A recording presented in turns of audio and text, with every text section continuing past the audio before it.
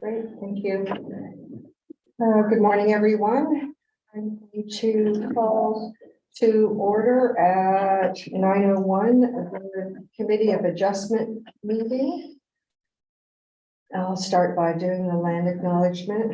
We acknowledge that we are gathered on the unceded traditional territory of the Algonquin and Anishinaabe people, specifically the people of Madawaska River.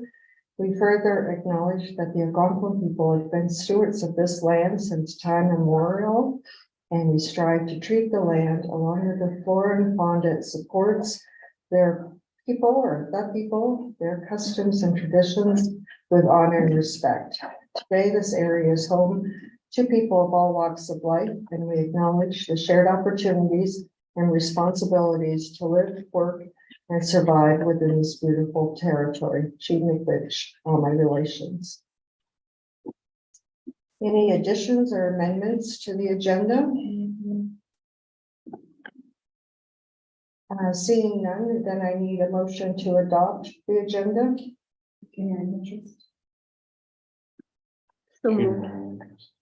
Oh, well, that was not in the right order then. Any pecuniary interests, disclosures? Hearing none, can we have an adoption of the agenda? Make a motion to adopt the agenda as presented. First, moved by Councillor Florent and I believe Ethel Valley, the seconder. The minutes were attached.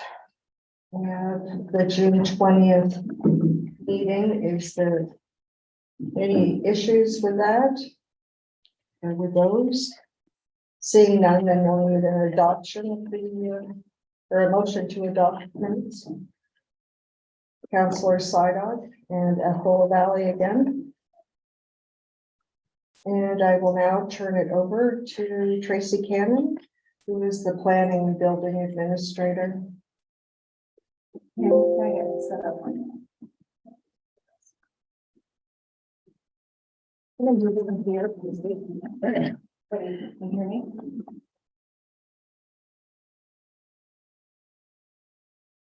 Okay.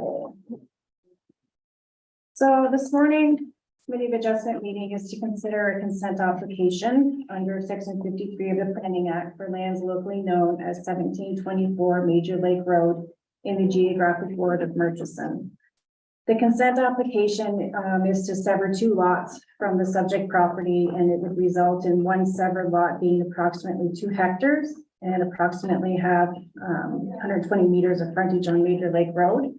Severed lot number 2 is proposed to have approximately 1 hectare and approximately 137 meters of frontage on Major Lake Road.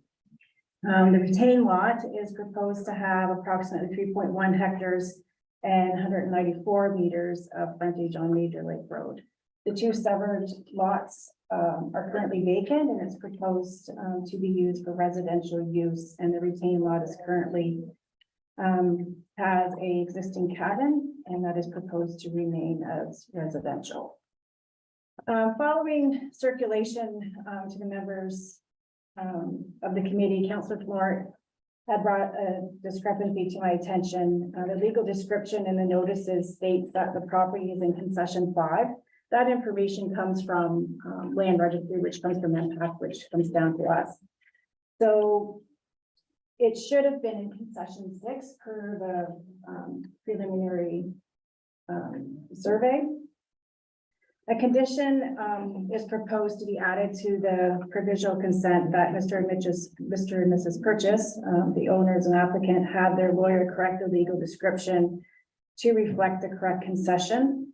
And I want to thank you, Councillor Florent, being so thorough looking at these applications when they go out, because it was a good catch. And the requirement to hold a meeting is that there must be 14 days notice as prescribed by Section 53 of the Planning Act. And the notice signs were posted on the property on September 1st by Mike Anderson over there. Thank you for doing that. And mailed to agency and property owners within 60 meters of the subject property on August 31st. I did converse with the planners with a proposed condition of the fixing the correction of legal title, and he agreed that we could add that in there. And does any members of the committee have any comments on the application? I just have a couple that are probably pretty minor. I've been aware of the building on that property for the last 3 or 4 years or whatever it's been. I really wouldn't describe it as a cabin. Well, cabins don't usually have full basements. Is Yeah, there's no full basement there. there not? No, just a slab on grade. There was a cement wall mostly out of the ground. Yeah, 4 feet down the ground because it's in 4 feet. Okay, so it's built up then, okay. Yeah, it's just built on that wall there. And the other thing is, I noticed that there was a driveway already built at one of the proposed severed lots, Yeah, although it wasn't finished. sorry about that. I had the equipment there and like I say, I haul up and I'll go with the equipment. We built the community center here in Madawaska, the company I work for. They're all contractors. And owner was good enough to loan the equipment while he was up here. And that's why I did that driveway. I'm sorry if I stepped on anybody's. Well, it really doesn't make any difference to me one way or the other. It's You just, know, just I shouldn't have done it, so I'm getting at. I knew I. well, it wasn't finished, so. Thank you. Back to back. I'm gonna back up. I had to introduce you guys, but I want to introduce Mr. and Mrs. Purchase. They're the owners and applicant of the property. They've been wonderful to deal with.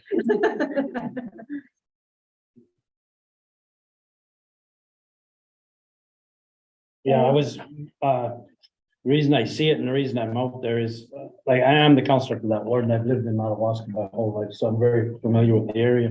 One of the residents at Macaulay Lake says, you know, where I lived before, I never ever seen my counselor. Now I see you going by every couple of minutes. And I'd like to make a comment that was actually a very good catch on Councillor Florence' part. I know of an instance where somebody's lot number was not in the right concession, and it ended up being a nightmare when it was time to sell the property. I'm sure it would be thousands and thousands of dollars.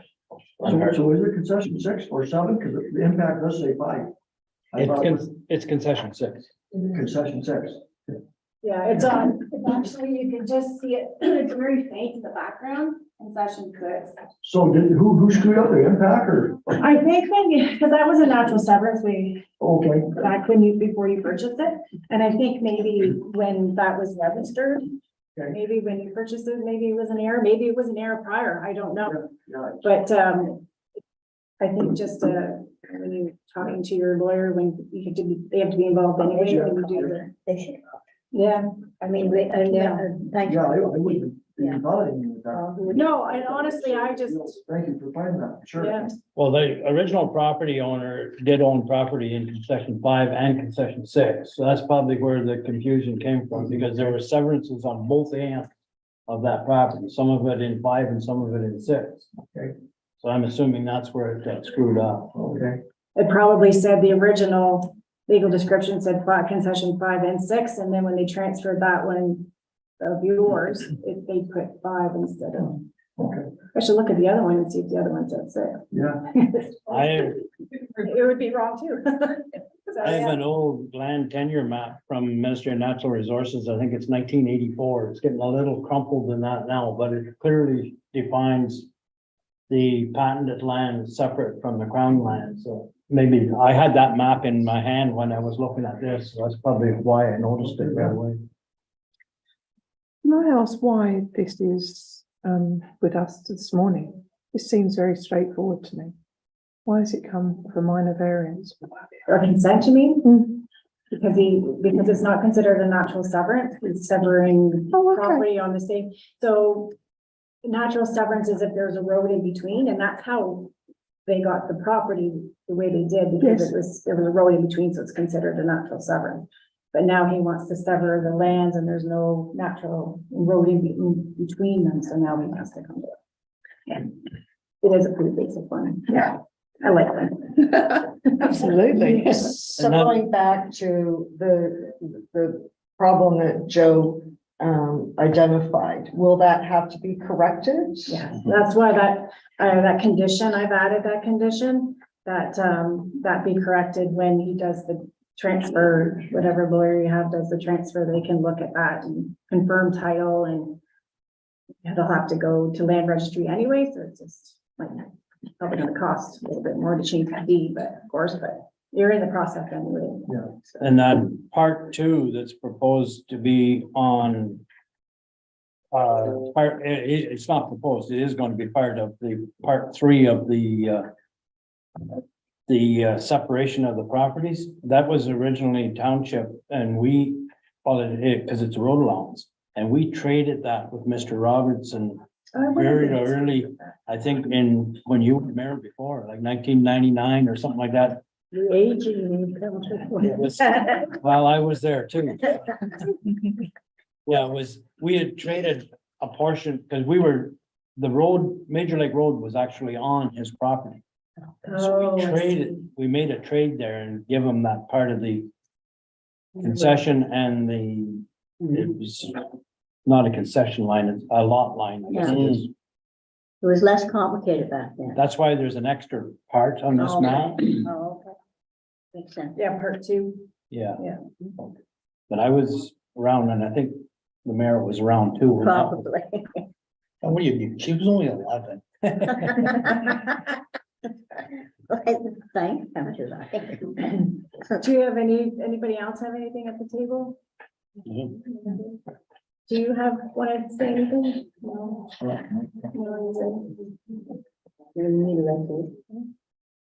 No, okay,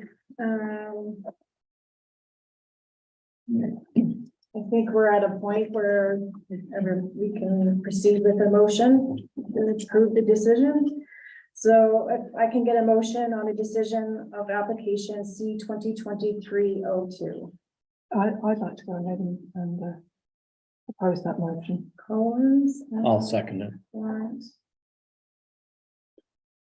That the Committee of Adjustment approve the recommendations outlined in the plan report prepared by Anthony Homick, Senior Planner of GPTV, and that the consent application number C 2023-02 be subject to the following conditions.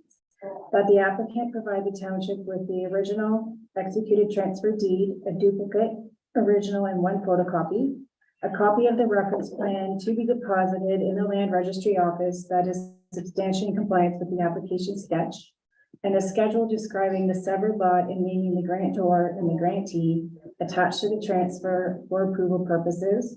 The applicant obtained entrance permits from the township for the two new lots. Payment of all legal and planning fees associated with the processing of the application. And if applicable, that the applicant meet all financial requirements of the township, including payment of the balance of any outstanding taxes, including penalties and entrance. And then the additional one that I've added is that the applicant have the legal description corrected for the subject property to reflect its location within concession 6. Discussion, comments?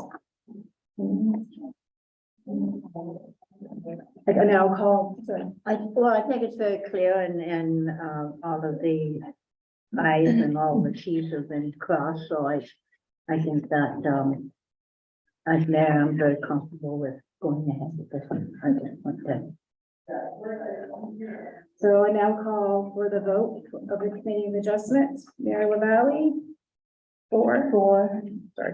Councillor Collins? Or Councillor Florence? Four. Councillor Bouillette? Four. Councillor Pijot? Four. And Councillor Roderick? Four. And Councillor Sydock? Four. Accepted with the conditions. And I will now pass it back to Councillor Kuyak. I think we're coming close. There was no other issues or anything that people wanted to discuss.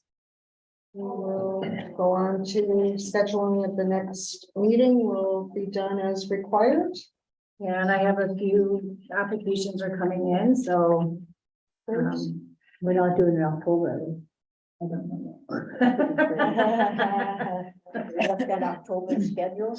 I only have so many days under the planning act for minor variances, and one that's a pre-consult sitting there, so, I haven't, it's not formalized yet, so.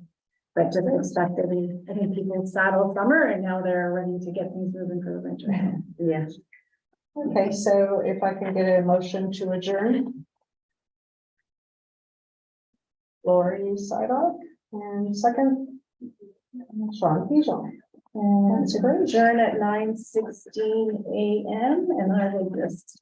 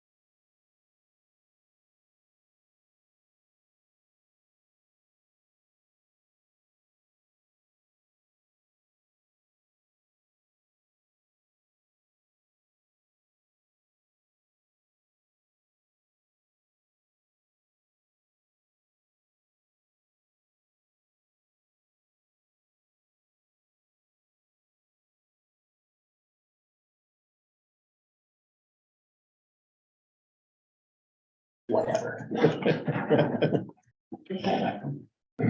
Good morning, everyone. I would like to call the Emergency Services Committee meeting to order on September 20th, 2023 at 9:31 a.m. Any additions, amendments to the agenda? None? I need to ask for a motion to adopt the agenda. So moved. Mayor LaValle, I'll second. Councillor. Paul. Okay. Would anyone like to disclose any pecuniary interests today? No, none taken here.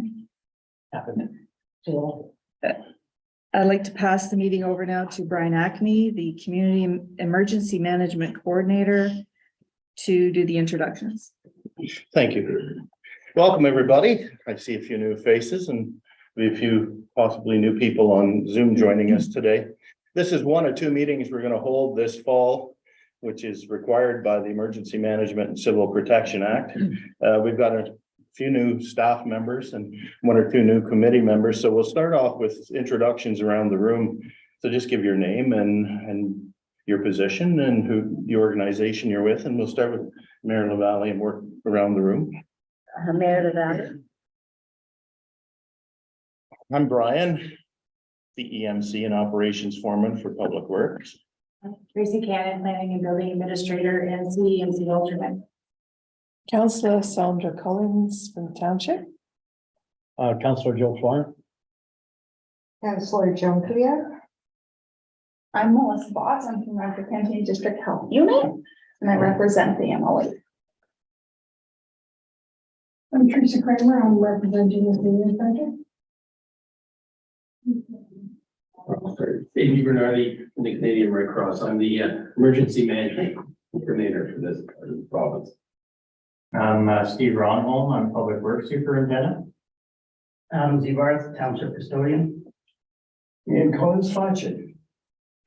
Sean Pino, Counselor. Bill Rodnick, Councillor. Lori Sidock, Councillor And Chairman of the Committee. and Chair. Welcome to the town. So getting started, I'll just give a brief EMO and CEMC report.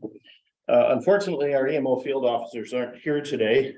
Our field officer is Andre Proto, and we also have Haston Lamb. They now have two field officers in the capital sector. Due to other commitments, they couldn't make it today. And unfortunately, Andre can't make it to our exercise next month. He's on a training course. So the other thing with EMO was the Ford government promoted that emergency management grant. I haven't been able to track down much information on it yet. Hopefully that'll change next month. EMO is holding its spring and fall sector meetings every year. The fall meeting is on Friday, October 13th at the Horton Community Center in Renfrew. Hopefully we'll find out something about the grant then. Couple of changes to our committee.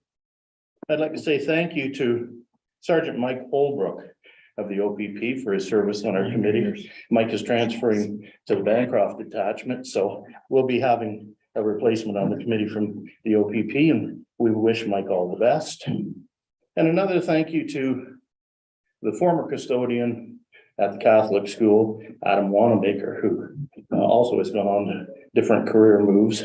So thank you to Adam. Chris Eagles will be the new custodian and the person we contact if we need the school. And welcome to all of our new members on this committee. We look forward to tormenting you in the weeks to come. So the other item on our agenda is the Red Cross and our shelter service agreements. Jay DiBernardi is here. Jay's going to give us a presentation on what's in store. Our old agreements are 10 years old now, Jay. So yeah, so things have changed. So welcome, Jay. Well, I'm used to looking at my computer screen as I talk to them. Oh, excuse me, because I'm gonna have to be doing that, right?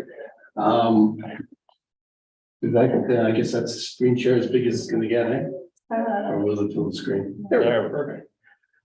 Anyway, so as Brian mentioned, my name's, I'm the emergency management coordinator, so I'm kind of your go-to staff person, right? I mean, we're supported by volunteers who are what drives our organization.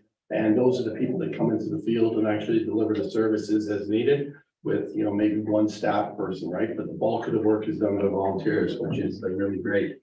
Next slide. So the agenda, just a quick brain cross overview, some little bits of steps, some stats, local resources that are in this area, and then a little bit of talk around the agreements and a couple of current initiatives that we have going on.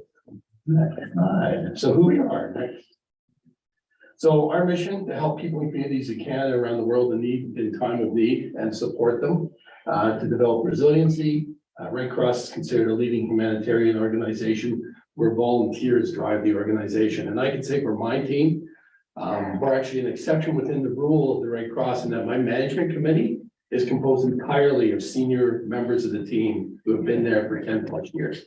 And one of them will be in charge of VR, so volunteer resources like HR, somebody's in charge of logistics, somebody's in charge of whatever. My job is just to link everything, make sure we're staying on the focus on the way the Red Cross needs things to be done, but they run their teams. We actually have once a month, we have a management meeting where we sit down and go through all the issues and create and develop the ways to accomplish the tasking that has to happen in municipalities or within the Red Cross. 7 fundamental principles drive what the Red Cross does. Humanity, impartiality, neutrality, independence, voluntary service, unity, and universality. If we're asked to do something that violates one of these 7 fundamental principles, you will see us refuse to do it. And we will work with you to figure out a way to accomplish it. So we're not violating that, because the big important ones obviously are, humanity and impartiality. And right now there's a little bit of a court case going on in Ottawa. So when that Freedom Convoy was in Ottawa, we were getting requests from both the city, but also from that group for assistance for various things. So we had to kind of walk that fine line because we always do not want to portray ourselves as picking a side. And that's what keeps the Red Cross sort of down the line, where we don't have to worry about people saying, hey, you're doing this or you're doing that, and it's not proper. Our relationship with government. So we are legislated by an act of parliament in 1909 to be an auxiliary to government. We do not self-activate. We are activated because you, the municipality, say, Red Cross, can you come and assist us? Or the provinces, can you activate? Or the federal government says, can you activate? And then our direction with tasking comes from your organization. There's things that we do, and you'll see that in a couple of seconds. Those are the things that we can bring to the table and offer to provide assistance with. But you get to pick what it is you ask us to do, and then we will attempt to accomplish it to the best of our ability and our staffing with the volunteers at the time. So we, as it says, we augment government capacities in several areas. And a lot of times the province will pass things off to us, like the wildfires in the north, when they were doing evacuations up there, they passed it off to the Red Cross to deal with the evacuations. They dealt with the flights coming out of the north, bringing people down. We would meet the flights, and after that, everybody that showed up wherever they were evacuated to, we dealt with, using whatever resources we have or the government provided us with to deal with this. So there's 2 types of disasters. We have minor disasters, major disasters. We rank them on a level 1 through 5. A level 1 would be up to 25 people involved. And sometimes in smaller communities, that's kind of the size most you may get to, because you don't have big apartment complexes and things like that. Other municipalities, it's kind of like, you go to a major city, an apartment building could have 500-600 people in it. So that turns it into like a level 2 event. Level 3 events are when it involves an entire county. Level 4 events were when it involves a province. Level 5 is when it's nationwide. So COVID would have been considered a level 5 because it was affecting everybody across the country. Red Cross was assisting wherever we could across the country. But the minor event, and this is obviously something the fire services use on a regular basis, if somebody has a structure fire, that's called our PDAP program. If someone has a structure fire, the fire service can call us and say, hey, I've got a family of 3 displaced with 5 cats and 100 dogs, whatever it be. Then the team will respond, and within the parameters of what we call disaster relief assistance evaluation, we will provide assistance for them for up to 72 hours. And what the 72 hours is about is to give them time to stabilize mentally, because something really bad just happened to them. And for other resources, whether it's county services, because we partner with them, social services, they help, whatever, to come in and provide their assistance, or if they have home insurance, time for their adjuster to get there and make the evaluation, then the adjuster sometimes says, here's a check for 5,000 for your living expenses, right? We'll take care of yourself. And what we provide under that is we provide lodging for 72 hours. We provide a prepaid card, is the way we've gone now, a prepaid card that supplies them with money for food. Because a lot of people live pretty marginally right now, right? So they don't have the extra cash. They've lost all their groceries they just bought in the structure fire. So food for the 72 hours and then clothing. And even with the clothing, we fine line it that if it's summer, there's so much if it's summer. If it's winter, there's so much because it's winter, because we know people need boots and winter coats and all that sort of thing. And then there's extra things like money for dog food. If somebody's missing a medical device, we may try to source it for them. We don't replace cell phones. We don't replace computers, because it's about your basic needs, right? And to help you get your head around where you're at and what you need to do as next step. And we'll work with the individuals to we do a 24-hour follow-up to see what their game plan is to move forward. And if they don't have one, we'll try to work with them to develop one. So they start making the phone calls or reaching out to people they know to kind of get that extra assistance to get them back on their feet. So that's the minor events. Major events are more than 25 or up to 10 dwellings exactly. And that's where the agreements come in. So that's kind of considered a level 2 event. And with those type of level 2 events, usually there's a cost recovery that's within the agreement. It's whatever it costs for us to support them, that bill goes to the municipality. Right, because you've evacuated, like Yellowknife would be an example of that. Everybody that got evacuated there, all those costs are being borne by in that case, the territory. Right, the territory said, yeah, big thing, that's us, that's on us. Municipality bills them back, municipality or the territory ends up paying the Red Cross for whatever they provided to the residents that were in need. And it's formal agreement. Then bottom line is, if you need an event, whether it be a minor event or a major event, there's a Ontario duty officer number, but that's kind of covering the whole province. And sometimes they're not as quick as I'd like to see them react. So your best bet is to call the OLR, the local duty officer, we call it the OLR duty officer, Ottawa, Atlantic, Renfrew regions. You call that number 24/7, 365. And it's either a senior volunteer staffing it or me that you get online, and that you don't get there. If you call, you leave a message, within 5 minutes, you get a call back from our phone. That's our goal, and we actually accomplish it. And that's pretty cool. It's being done by volunteers 24 hours a day, 7 days a week. Right. And we take 1 week blocks, because actually next week I'm up at the duty office week. And if not, you can always reach out to me, which is the second number. It's up there. Should be up there. All right. Didn't get up. Anyway, Brian's got the number of the fire department. He recently had that number. Yeah, I forwarded that to them a few months back. There you go. Yeah. So that's how they reach out. So they'd be the way you would source it. It would go through those services, right? Because you usually pass that stuff off to them. Anyways, next slide. Interesting stats. Here we go. So just to show you level 1. So that's all that up to 25 people stuff. And this is like the 4 areas that are, 3 areas that are close to it, plus me. My zone, we did 1,896 level 1 calls between 2018 and 2022. That's not the number of people, that's just the number of calls, whatever it is, 25 people or up to 25 people involved. And if you extrapolate the number of Renfrew County, which you guys are kind of partnered with, there was over 200 calls in that time period, where the people did not have resources or did not have family, or even if they did have family, they can still get assistance. It's up to them. A lot of people do, I live in the country too, we're pretty self-sufficient. We kind of go, yeah, we're good. Sometimes we get a call 24 hours later where they go, I'm almost good. You provide a little assistance in this area, and we'll continue to do that. and work with them once again. Next slide. And then level 2 events, 2022, we had 19 level 2 and up events. We're not talking COVID stuff. We're talking the tornado in Ottawa. We're talking the flooding that happened in Renfrew County this year, the flooding that happened, back, 2019, 2020. So we had 19 major events where it was 50 people and up, and most of the major events we've had in my zone are usually 500 people up and up. It's not the 50s and up. All righty. So what can we offer? So reception information, registration needs assessment, inquiry, family reunification.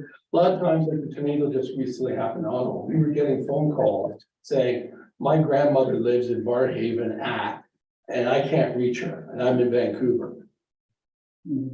Because we register people, we ask them, is it okay if we let them know you're okay? And if sometimes people say, no, I don't want one, then we say, well, we don't know, but we'll see what we can do.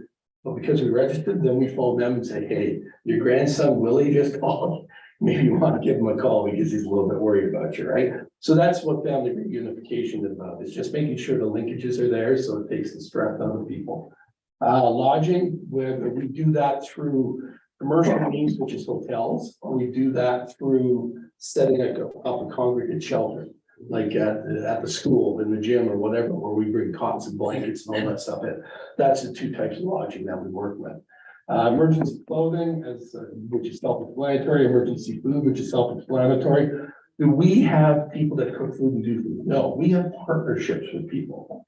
So we might have the Salvation Army, because they have units that they drive around that could come in. There's another group I'm actually meeting with tomorrow, which is started up, which is RRT.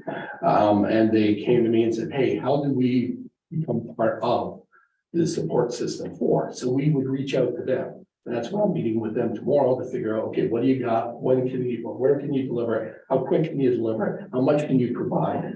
That way, if your municipality said, listen, we need to feed all these people, I'd say, great. We need to phone RRT. They can be here in 24 hours, fully functioning, providing 3 meals a day, whatever it is they end up telling me tomorrow. So that's emergency food. Personal services. It would be if people need to go and take showers somewhere. We would supply towels, the soap, diapers, all that sort of things. Maybe the stores can't get deliveries or the store's been hit by the event and there's nothing local available. So we would be basically setting up, we call it a tuck shop. So it's like a mini store where that stuff would be handed out to the individuals that are in need of it. And the last thing is safety and well-being, which is psychosocial supports. We have a group, all our people are trained to agree with psychological first aid, but these people go beyond that, where they will develop a one-on-one relationship to help people get through the process of dealing with government stuff that they have to deal with to get the resources they need or that sort of thing. So they develop very much a process that way. Or we have a thing called Friendly Voices, which is a phone thing where it's a weekly check-in, where people, are kind of on their own. So once a week, somebody will phone them and just talk to them for an hour, right? And they have a set time to have that conversation. And that's just trying to get those linkages and make sure those people don't fall through the cracks. Next slide. Specialized functions, logistics and procurement. That's just us being able to source things. Like we can call Walmart and say, we need 500 strollers. You got them in the warehouse. Here's where we need them. And they'll ship them to the local store. And then our teams pick them up there and get them where they need to be. Virtual operations team. So that is basically the equivalent to what a field team does, but they do it all over the phone.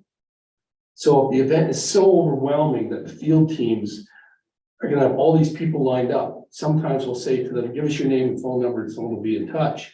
Because sometimes people just say, you know what? I got relatives in North Bay, I'm heading to North Bay. Cool, well, give us your name and your phone number when you get to North Bay. Here's the number you can call, or somebody will be back in touch with you. And then the virtual team will reach out to them and do their needs assessment over the phone. We may not have to help them with lodging, but we may still have to help them with money for clothing and or for food, perhaps. So that's kind of how that team works. So it's just a backup to local teams that go into the field. Safety and well-being I already talked about. And Indigenous peoples to support cultural appropriate programming. We have people that are trained and that are part of understanding all that. So we make sure we're doing the right things within that community. Right. And we see that a lot when we do evacuations from the north, where we end up setting up so that we make sure we've got the things they need to be comfortable where they are. Next slide. So this just goes through a registration. It's as simple as it sounds. It's registering people. It's knowing where they are, where they're going to a degree if they're willing to tell us that, how many members of their family involved, because all of a sudden government funding kicks in. The government says, listen, for every family of 4, we want to give them $1,000 because we know that they're hurting because everybody's living marginally. Well, because we registered them and we know that how many there are, then we would end up proceeding with taking care of getting that money to them to assist them. Reception, that's as simple as greeting people at the facility and providing information you as a municipality provide us with so that they're up to date, right? Even if it's an event where you have a registration reception center and people come there to grab a cup of coffee and get the latest updates. Well, municipalities provide us with the updates and our team members that are there will say, well, this is the latest news from the township, right? So, it's that thing, right? You don't feed the information flow, then people start making their own stories up about what's going on. This way we make sure we minimize that happening. Information, that's part of the same thing, yeah. Keep going. Family unification I talked to, lodging, self-explanatory, commercial or congregate or even billeting. Food, just making sure there's food available for people. Keep on going. Clothing, self-explanatory, personal services, meeting functional requirements for clients, including children and dependent and people that are dependent or mobility impaired adults. So we make sure we're able to take care of all those needs to the best of our ability during a disaster, right? Because we can't necessarily be all things to all people because sometimes it's hard to get what they need. But that's what we work on. And a lot of times we do partner with the health unit in a lot of different ways with that because they bring a whole set of skills that, part of our role is those relationships with those other people and us being able to assist them. Safety and well-being, mental health and psychosocial support are always hope to. And the other one's community outreach. We did that quite a bit during COVID. City of Ottawa said, we got a real problem. There's all these senior buildings, nobody knows if anybody's good and they're all hiding in their apartments and they're scared to come. So they said, if we give you the name of the buildings and all that, can you go door to door? So we went door to door and knocked on the doors. Sometimes the doors open, sometimes they're at their peepholes, but we still carried on the conversation and we slid information that was relevant to things they might need under the door to them. So now they had a phone number. Oh, for the health people, call the health people for that. Oh, you need food. Okay, call the food bank for that. So they had all those linkages. That was our role. And if we found people that were in really bad straits, well, then we would activate community paramedics to come to their home to check their health, whatever it be. The Rocco a year ago with the big storm, once again, Ottawa seems to be an epicenter of that. And you're like, yeah, good, keep there. That should be a partial. But the long and short is, in that case, emergency services could not get to everybody's homes.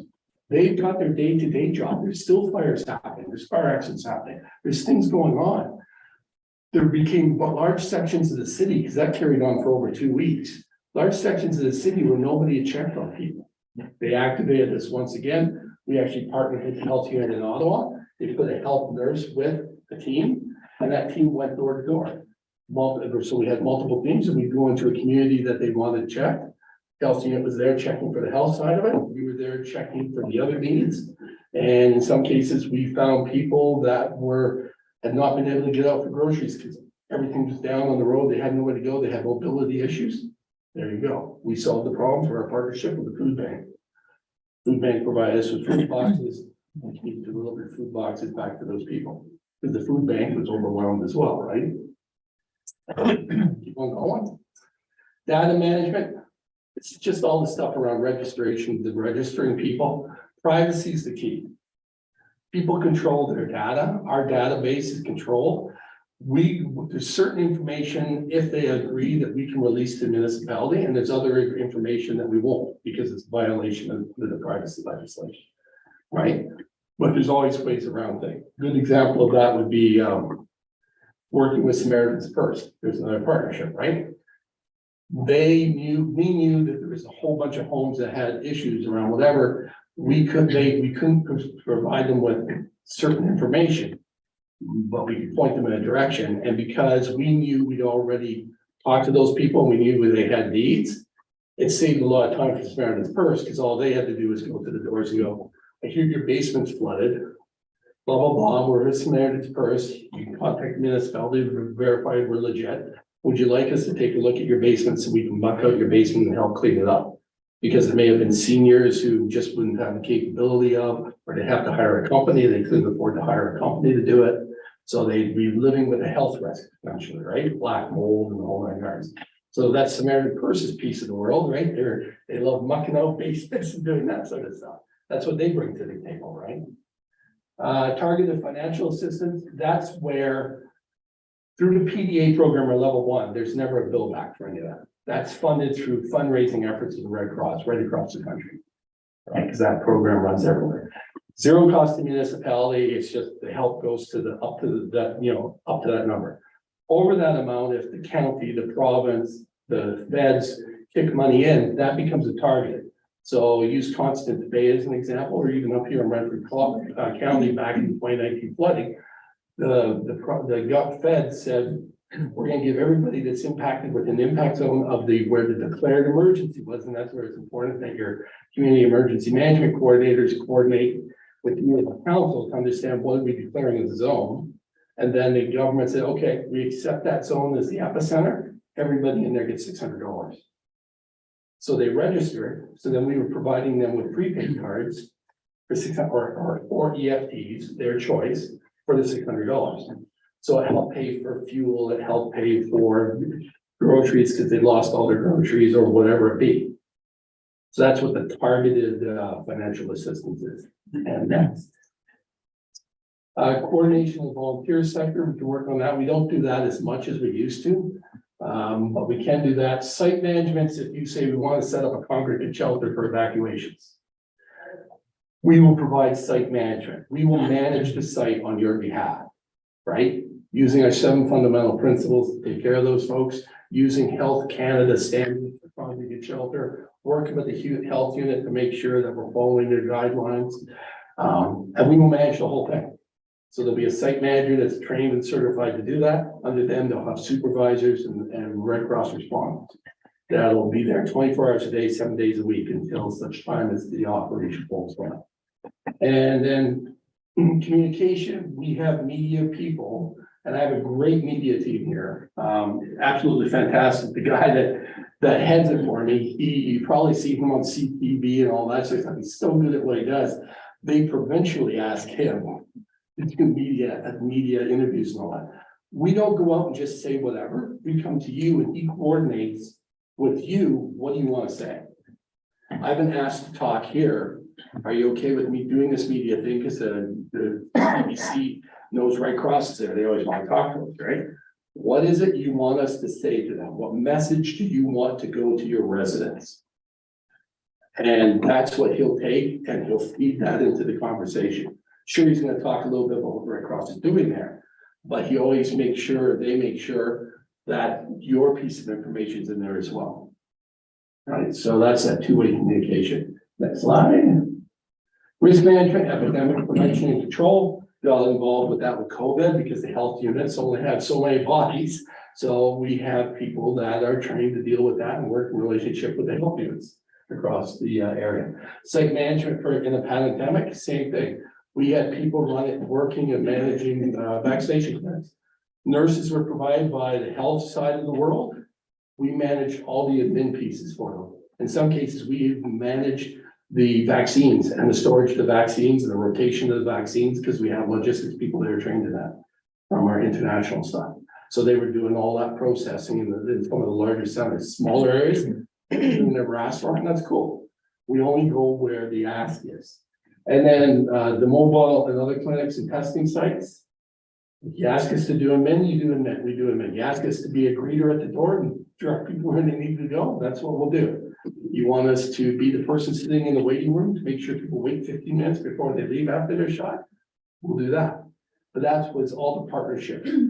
January, we were actually pulled in by CHIO because of all the respiratory problem. They phoned and asked, and we were actually adding people because there's so many children that have to have someone keeping an eye on them. Their staff was overwhelmed. We took on that role. So our people were come in and they would be there watching and assisting the families, and if the families weren't there, they'd be watching the children. And if there was a problem, they'd activate a nurse right away. But it freed nurses up and other health people from having to sit in there because there was just too many people with health issues. Keep on going. So available resources.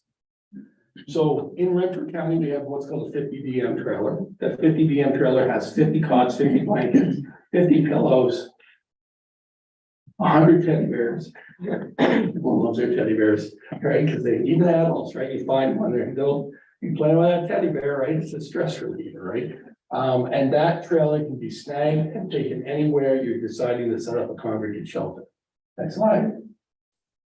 And I'm lucky enough in my zone that I have 4 sea cans. They sit at the fire hall where the Hussar team is in Ottawa, Green Bank Road. And they can be picked up by a flatbed tow truck. We have deals with the towing companies. We call within an hour, they'll have a tow there. And that's whatever travel time is to get where it needs to go. This holds 200 cots, 200 blankets, 200 pillows, and a bunch of other peripheral stuff that you just need to set up a congregate shelter. And then personal needs, we stock some, but because that stuff expires, it's expiry conscious, we have relationships with Walmart or other things to be able to go and supply stuff, or they'll ship stuff out of our warehouse, which is in Mississauga for the province, where we make the request and they'll load the truck and the truck comes straight up, and that's how we get our supplies for whatever's going on. Next one. So service agreements. So there's 2 types of service agreements. So when an existing agreement exists, we'll provide services set out in the MOU. They used to use MOUs only. They still do MOUs, memorandums of understanding, which I'm sure you're all familiar with that wording. And it outlines it. It's very legal. These multiple pages, you know, and it just outlines what we'll do, when we'll do it. We'll do it if we can do it, because once again, we only have so many people. If it's a large area, it's just like doing triage for health or making decisions as an emergency responder with fire. Where's the biggest impact? That's where the efforts have to go. And then we work our way backwards through the impact zone as far as what we can supply and how many we can supply in a given area. So that's one potential way to have an agreement with us, is through an MOU. MOUs have been, they didn't replace them. They've been, for whatever reason. And now we're at the point where I said, listen, some of these are so old, we really need to have the conversations. So that's where I've been going to all the EMCs and the counties saying, let's take a look. But now there's a new game in town as well. If you want to go to the next slide. It's called a JIT, just-in-time agreement. So there's what a JIT is. It's something that we agree to, like you would, Brian, would activate us because he's been asked to by your municipality. We would have this agreement, we send it through, you would check off the things you require. Once again, it's not as thick as an MOU, but it's got all the same stuff. The same choices are there. It explains what the cost recoveries are. It explains how it gets invoiced if it's a big event. It explains all that sort of stuff. And then you basically check off what you need, fill in the stuff. Whoever has got the authority or been given the authority to sign it, signs it. And then we sign it on our side, and that's the agreement under which we're going to operate. I found that a little cumbersome in the middle of an emergency. So I went to our legal department and said, okay, great. You got these just-in-time agreements. How about I fill them out with municipalities in advance if they want to go with a JIT agreement instead of an MOU? Because one of the things Red Cross is when an MOU is potentially going to ask for is some funds from you to maintain our ability to perform.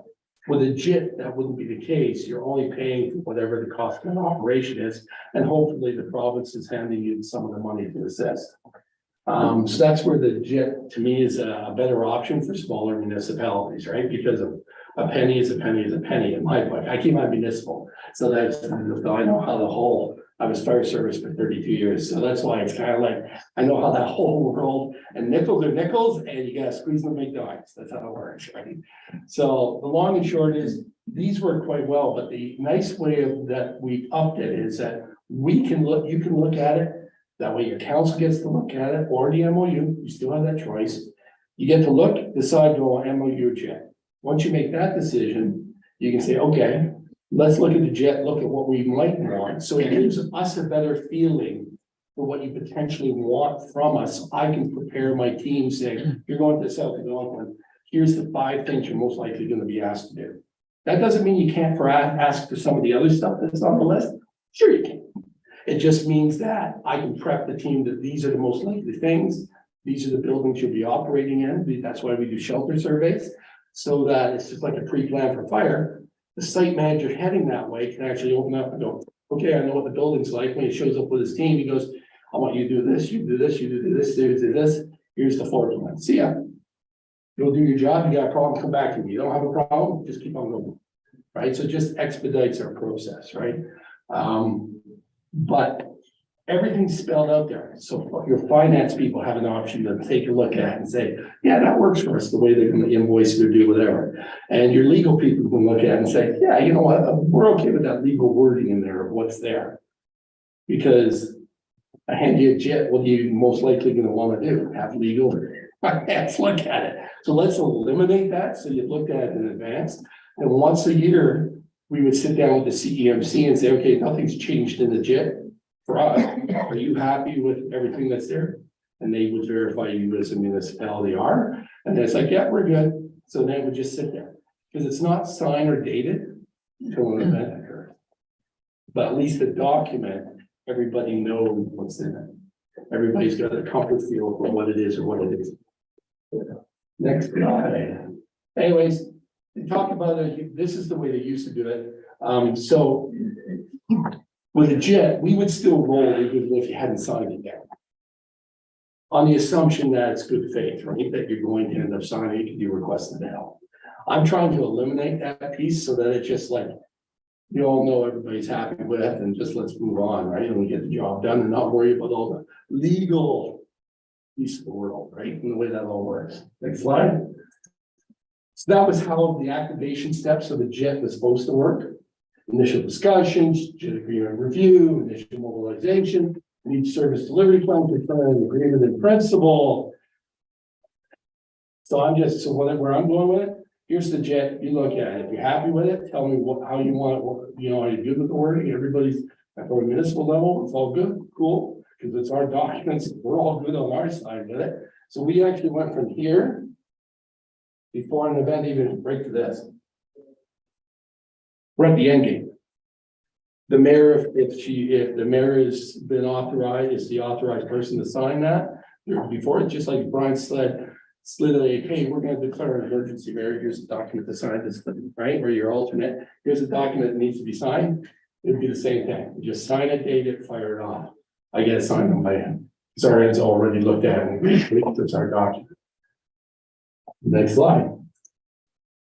So the benefits, direct access to the reliable, consistent, extensive emergency management network and response systems. All staff and volunteers are trained. One of our big things is training. Add value to your emergency program because we don't come in just at the beginning of an event. We stay till you recover, if that's what you request. And if the federal government or province is throwing in funds, we may have a caseworker working here for another month after an event, just sorting out the details with residents who are going to receive funding. Right, so that becomes part of the process. So we come at the beginning and may not be there like the fire service is, like in 5 minutes, but once we get there, we stay until we're told, okay, we don't need any mitigation or recovery effort. Good now, so then we pack up, we go home. So that's the value to the emergency program. It simplifies, as it says, relief and recovery services, customized in partnership. And that's where there's a checklist. You can pick what you want. If you don't want us involved with food, that's okay. You don't, doesn't matter to us. But let's say all of a sudden the event hits, and as I said earlier, you say, you know, we did have a caterer who's going to do this, but they're saying they can't handle it. Red Cross, can you figure this out for us? And that's where my partnerships that I try to work on with all the other support things and county people and whatever, we figure it out and say, okay, here's how we can solve that problem for you. Next. Current investments, just a couple of quick things. The virtual response teams, so these are the people that will do registrations, do all that stuff virtually at the size of the event is so big that the local team can't do it quickly. We'll activate the virtual response team and the MS, if you do hit the next slide. And the MS team, and MS is Emergency Management Information System, and that is something that is totally 100% computer based. It even allows case notes for every family to be put in. When they phone in, if there's an issue, all those things are kept there. So it gets somebody up to speed if somebody calls and it's, you weren't the person they were talking to, everything's in the notes. So a quick 2-second read and you know exactly what the story is and what these folks need or may continue to need. Anyways, more than 80 significant disasters in the last 20 years. Before disasters, our thing is about building community relationships. Whether that is going out and making presentations to a seniors club, and then Brian and I talked about that, and saying, here's how to be best prepared for 72 hours. And we actually cater it to the demographic we may be working with. Right now, we just did a pilot program with COA, the Council on Aging, and that has been fantastic. And the response that we've gotten back from the people, the 20-some-odd presentations they did as the pilot, has been that 75% of those people felt better prepared, more in control if something bad happened, and actually put together an actual plan for themselves of what they needed to have if they were told, get out of your house now. The fire department showed up and said, go. And it was, so it's been just incredible results. So that's something that's available as well, because we're not just about showing up at the disaster, but we're about preparing people, right? So that they're better prepared to roll. And I know some municipalities, you know, or all municipalities try to do that because that's within the mandated legislation. You must provide public education. But how many of them are two-hatting? Brian's two-hatting. You're two-hatting. You know, and it's like that everywhere. So do you have time to go out and make these presentations? But one thing that we always try to do if we do presentations like that, we would try to, that lack of a better way of putting it, self-agonize it. That we'd ask you, what do you want us to tell your resident? So there'd be the general information, and then it's like, here's the information you need to know about your municipality and how they're gonna operate if something hits the fan. So it fosters better understanding, but they're not going, what? You know, during an emergency and phoning council members and go, what did they already kind of have the answers, right? Can I make, Teresa is here, she's representing the Whitney Seniors Group. The senior center is actually in the basement of this Yeah, you're building, telling me. and we've just upgraded the generator, so now it's fully functional 24/7 now. So Teresa, would your seniors group be interested in that?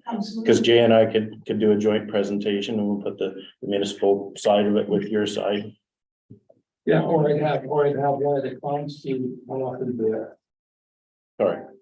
Hockey team can.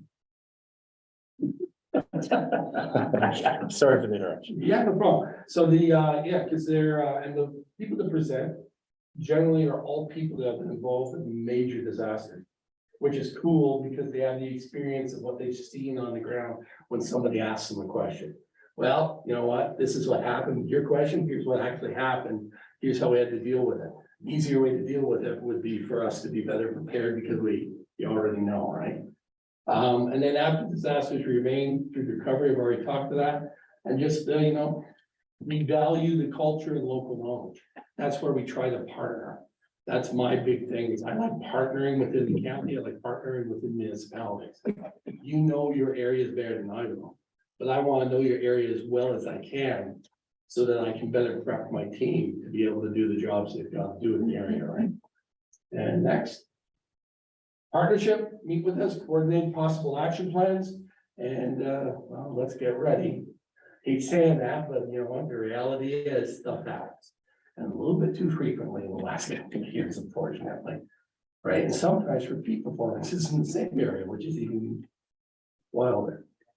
And that's it. So anybody got any questions? Thank you for your time. Yeah, thank you for the presentation. I'm just wondering, has Red Cross ever been deployed to South Algonquin? Not that I showed my records. We've used the PDA The PDA program, three sorry. times and, it was declined a couple of times, so. PDA would be personal disaster assistance. That's the Thank you. under 25 where the fire department calls up and says, hey, and that's where people say, yeah, no, forget it, I'm good. I got Right. family, we're good. Right, But there's sometimes people don't understand, we don't have to put you in a hotel. You right, want to stay with family, stay up. Guess what? We'll give you some money so that your grandmother is not out of pocket. If you went to go stay with your grandmother because she has space, right? We'll give you money to help you pay for, a few extra groceries, cleaning supplies, whatever it be, right? Because once you get the prepaid card, the only thing the prepaid can tell you shouldn't do, and in some cases, if the card's actually locked, you can't buy alcohol, you can't buy tobacco, and you can't buy the other thing that's now legal. Right? Other than that, if you want to take that card and go buy a computer and then you got no clothes, well, that's your decision as a human being. Right? We don't stop you from doing it. The way when I'm talking to people that have been involved in an event, a lot of times you gotta get their head around. I know you probably like the $200 jeans or whatever, but right now, you might be better off taking this card and going to Giant Tiger or Walmart or whatever's in their community. You're gonna get 4 or 5 sets of clothing for the amount of money we're handing you. Yeah. next question is, I would assume it's a 72 hours, so if a disaster hit. Yeah. Whether or not it's, between fire or electrical outage or flooding or anything. I would assume that your thing wouldn't be immediate. Or would it? Would you be here the next, half day to set up if we needed something? Okay, so depending on, let's break the two disasters apart. If it's the little stuff like a structure fire and stuff like that, usually the team is trying to reach out to the phone number provided to them by the fire service within 30 minutes or less. Right, And then depending on how far they are from where those people are, we may make arrangements for where they have to go. We get them somewhere safe. And the next morning, if it's in the middle of the night, the next morning, the team members drive down, meet with them and give them the prepaid card. Right? Is a lot of times the way that it operates for that. Right? And if it's bigger events, that all just comes down to, the last tornado in Ottawa, city called, we had a team at the reception registration center in 45 minutes. Time and distance is a good because there's not as much travel time, right? And the site manager actually lived in Barhaven. right. So I said, Debbie, you need to go to. And then my VR person found all the people in Barhaven that were available and they all went over there. So that's why it was such a quick. Here, depending on the size of the emergency and what you're asking us to do, we could, if you phone us in the morning, we could potentially have people here by the afternoon. Right, and it comes down to availability of the volunteers and time and distance. That's our time. It's like fire. Time and distance is our enemy, right? Right. That type of thing. So it's so that's I guess the best way I can answer that. And that's that bigger event, right? But the little event, we'll help them on the phone just to get them off the street, right? Out of the snowstorm, and then we'll carry on from there. That's usually what we try to do. Great, thank you. Yeah. I have a question, and I'm thinking about a big event in our township.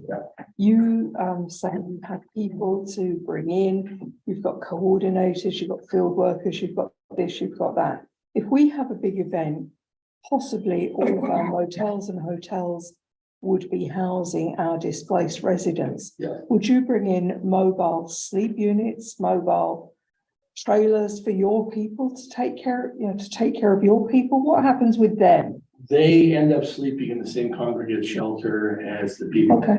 Yeah, All I've right. slept on a cot. We separate our people from, not because we don't want to interact, but because for their mental They health. need They need a somewhere. little bit of a gap when they're on rest time, right? Because they're dealing with sometimes people that are highly emotional, and it's well known that from the psychosocial perspective, you talk to 10 people, you're absorbing the psychological stress they're under for 10 people. Now so we got to give them space. So we'll find, if it was in a school, it's like, okay, those 2 classrooms are right across people. We throw cots in there and that's where they go and sleep. Okay. And they can synergize as team members to keep That each was- other happy. that was my thoughts. Yeah. And our shelter surveys lay that out in advance too. Yeah. When we were at Seminole Hall in June, like I showed you the accessible areas for your staff, and there are 2 or 3 different spots that under that shelter survey, we designate those kind of areas. Yeah, and that's where the shelter That's the surveys come in planning handy, part of it. because that's where we know. Yeah. How we're gonna set up before we get there. We kind of know what supplies we may need before we even roll in that direction too, right? Which helps us. Absolutely. Yeah. Yes, ma'am. Yeah, thank you, Jay. That was really good, interesting presentation. I have 2 comments. One is, as you know, we have Highway 60 going right through the middle of my township. And from my former experience, if I'm concerned if something should happen on a spill or something on that highway, is it the Ministry of Transportation, is it M&R, is it government agencies, or do we as a township have some responsibility there? Or do we all I'll work let Brian answer that, but Yeah, so municipalities are responsible for responding to emergencies within their jurisdiction. So yes, we have an immediate responsibility to respond. Now, that's part of why we have municipal control group, and we get together, and that control group is made up of all the different groups and agencies that we need to bring together as a team. And each agency has their own area of jurisdiction. So yes, the MTO would be there. We would possibly call Jay for setting up a shelter if we need to move people out of the spill area. So the health unit then becomes involved in that process. You know, we have help from EMO, we have you know, a whole, every emergency is different, so we can call on these different, but initially it is our responsibility. And it would be your responsibility to declare or not to declare. Yeah. And Based on determine- your advice. And like Jay said, determine the emergency area. Yeah. And the general rule there is go big. Yeah. Rather than small. yeah, because the province will always try to argue you smaller than what you suggest, Yeah. right? Especially if they're providing funded, that's been my traditional experience. So a lot of times, some of the areas have gone boo, and then they get pulled back to what they actually wanted. Well, they knew if they had started smaller, they would have been pulled back potentially from that, just government's government, right? And to Brian's point, I mean, fire, if it was a spill, fire would call the county coordinator would activate a hazmat team would come out of either Ottawa or Toronto, because those are the big teams, or Peterborough has a smaller team. So all those mechanisms are rolling once you have the conversation with your emergency management coordinator and your fire chief. I said, okay, what are we dealing with? But the initial impact, as Brian's saying, is always going to be, yes, we get the ball rolling, then we start pulling everything else in that we. But the point being, as with the Red Cross, it is, you're a separate organization, your staff is under your control, your insurance, your procedures and protocols. So agencies not under municipal control will follow their own protocols and procedures that we would abide by.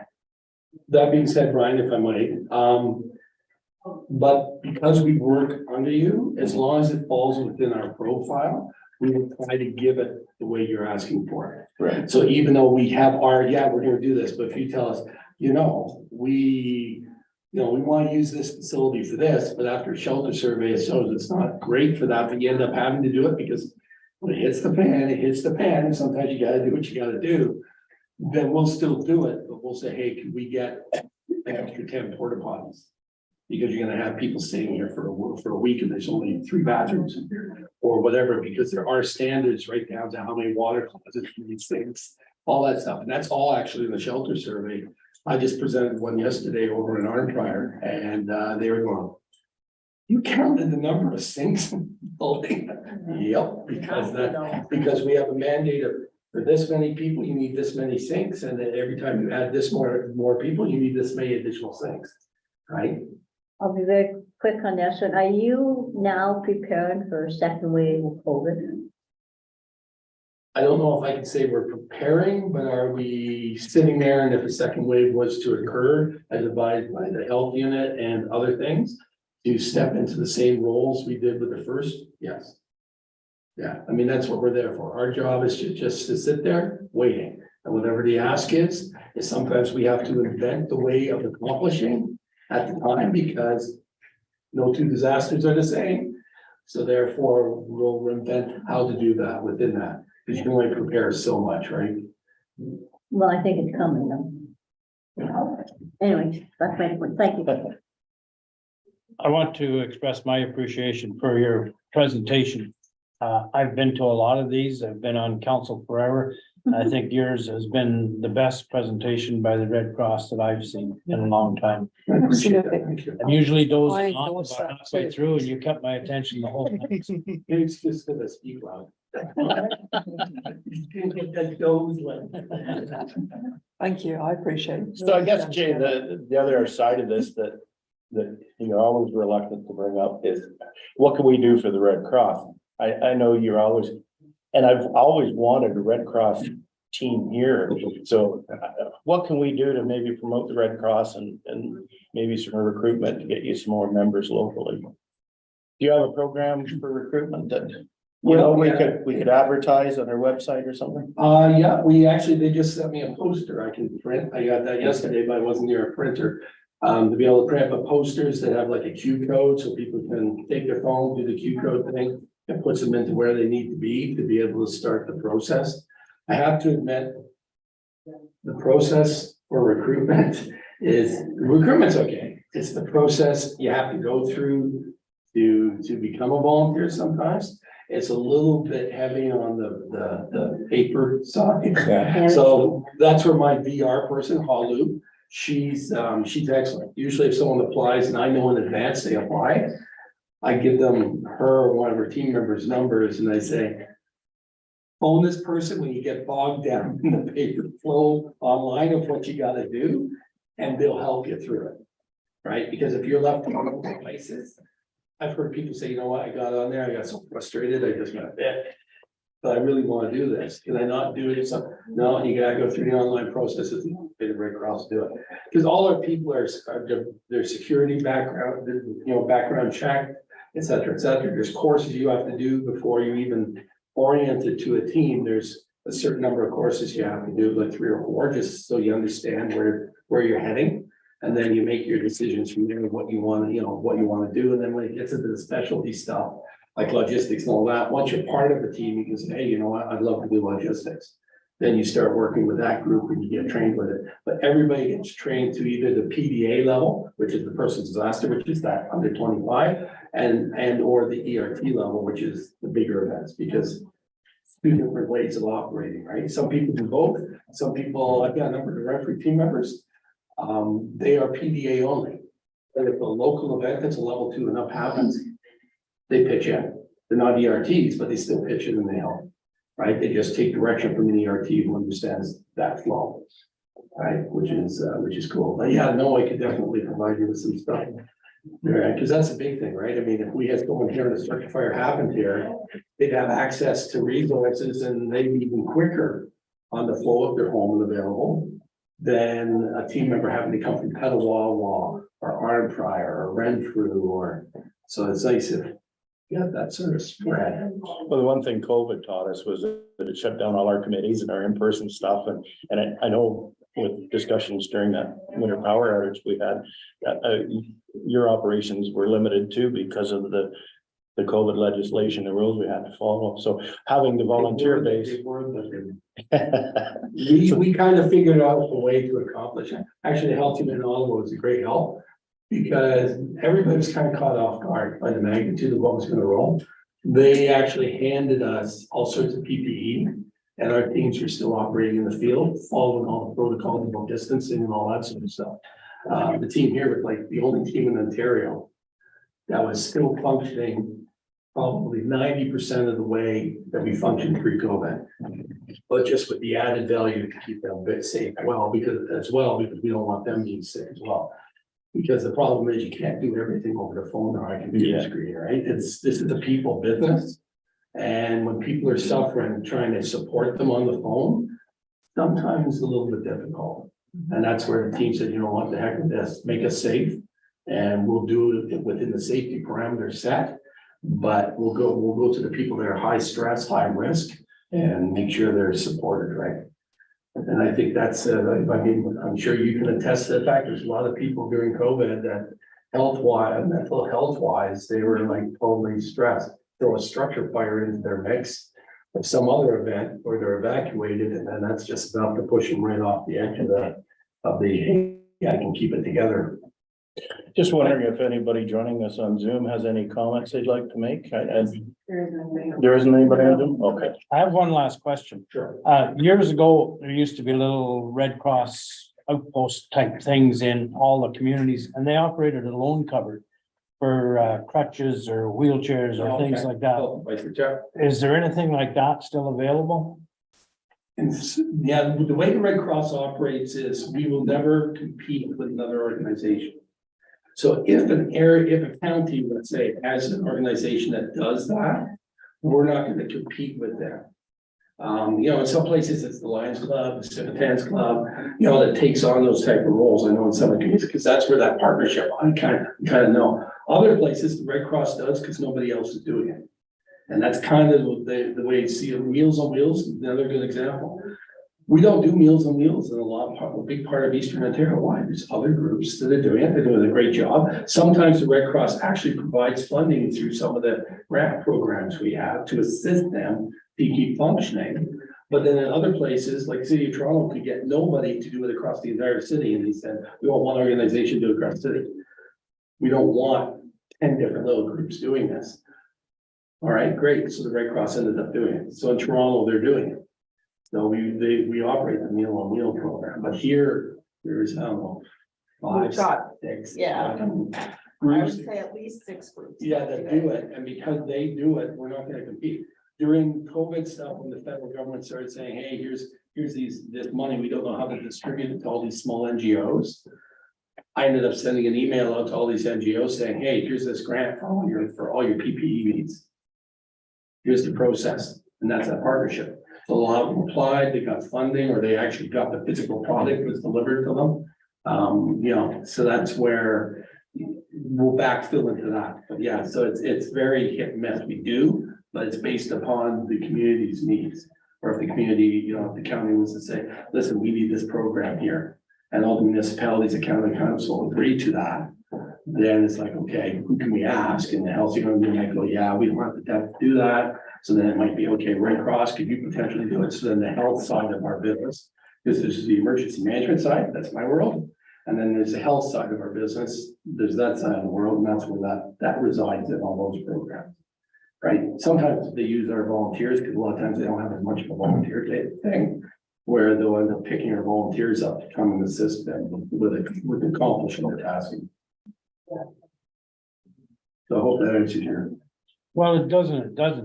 Like if somebody's sent home from the hospital and they have limited finances and they're required a bedpan. Or a walker or Like, something. where do they get it? You know? Palliative care unit. Yeah. Hospice has a loan cupboard. No, hospice. Hospice has a loan Bay, cupboard.